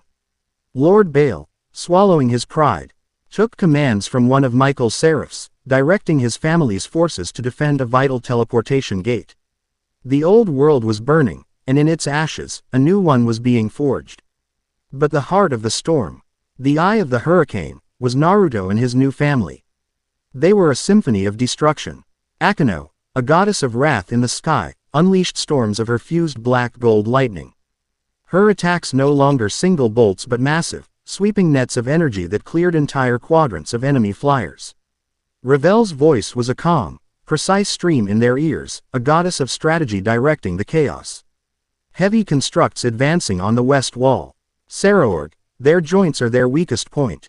Akeno, they are vulnerable to fluctuating energy signatures. Down on the ground, Naruto and Koneko were an unstoppable spearhead. Koneko, embracing the lesson Naruto had taught her, no longer held back. She didn't just fight with strength. She fought with her Nekomata nature, a blur of incredible speed and raw power. Her movements a fluid, predatory dance. She became a living shield, an immovable object protecting the allied lines. Naruto was everywhere at once. Dozens of his Hado clones reinforced collapsing fronts, evacuated civilians, and relayed orders. But the real Naruto, a blur of golden light in six-paths sage mode, was a weapon of such magnitude that the Concordance forces began to actively avoid him. He moved through their perfect formations like a virus, a chaotic element they could not predict or counter. A Recentrican would obliterate a celestial warship. A truth-seeking orb would negate the attack of a greater construct. He was a one-man army, turning the tide wherever he went. And then, the humming returned, 1,000 times louder. The battlefield fell silent as every combatant, mortal and construct alike, looked to the sky. A hole of pure, absolute whiteness opened in the center of the celestial fleet, and from it, Metatron descended. He was no longer a projection. He was a physical being of impossible scale, a colossus of white light and golden, geometric armor that dwarfed the tallest towers of Lilith. His featureless face surveyed the battle below, not with anger, but with the cold, dispassionate air of an exterminator observing an infestation. The chaos spreads, his voice echoed in every mind, a wave of pure psychic pressure it sent weaker-willed devils and angels to their knees. The infection of free will is more deeply rooted than anticipated. The cleansing must be sterilized at its source. His colossal gaze fell, a weight of 1,000 suns, upon Naruto's golden form. Without a word, he raised a hand. A beam of white light, wider than any skyscraper, lanced down from the heavens, aimed to erase Naruto and the entire central district from existence. Now, Naruto roared, a torrent of pure, unadulterated power of destruction, guided and amplified by a storm of black lightning, shot up to meet the beam. Rias and Akeno, hovering on either side of Naruto, poured every ounce of their being into the combined attack. The two forces met, a cataclysmic struggle between perfect order and chaotic energy. The beam was stopped, but the strain was immense, forcing the two women back. Futile, Metatron intoned. He began to descend, his very presence warping reality around him. But he was not unopposed. Kiba and Saraorg shot towards him. A dual assault of speed and power. Koneko leapt from the top of a building, aiming a falling axe kick at his head. They were gnats attacking a mountain, but their attack served its purpose. It was a distraction. Your individual struggles are statistically irrelevant, Metatron stated, creating a localized time dilation field that slowed his attackers to a crawl. He's not an individual, a voice roared. Naruto, now flanked by Rias and Akeno, stood before the descending god. Ravel's voice was a rapid-fire stream in his mind. His power is absolute, but it requires calculation. The Grimoire Himahima energy fusion creates a chaotic variable he can't easily process. It's our only opening. We can't destroy him, Naruto said to Rias and Akeno, his mind racing. He's a concept. We have to remove him from the board. He brought his hands together, chakra flaring around him, more intense than ever before. He was drawing on every last drop of his own power, and Kurama's. I'm going to seal him. But I can't do it alone. I need anchors. I need you. He looked at the women by his side, at the absolute, unwavering trust in their eyes. This was the ultimate test of their new bond. Always, Rias said, her hand glowing with destructive power.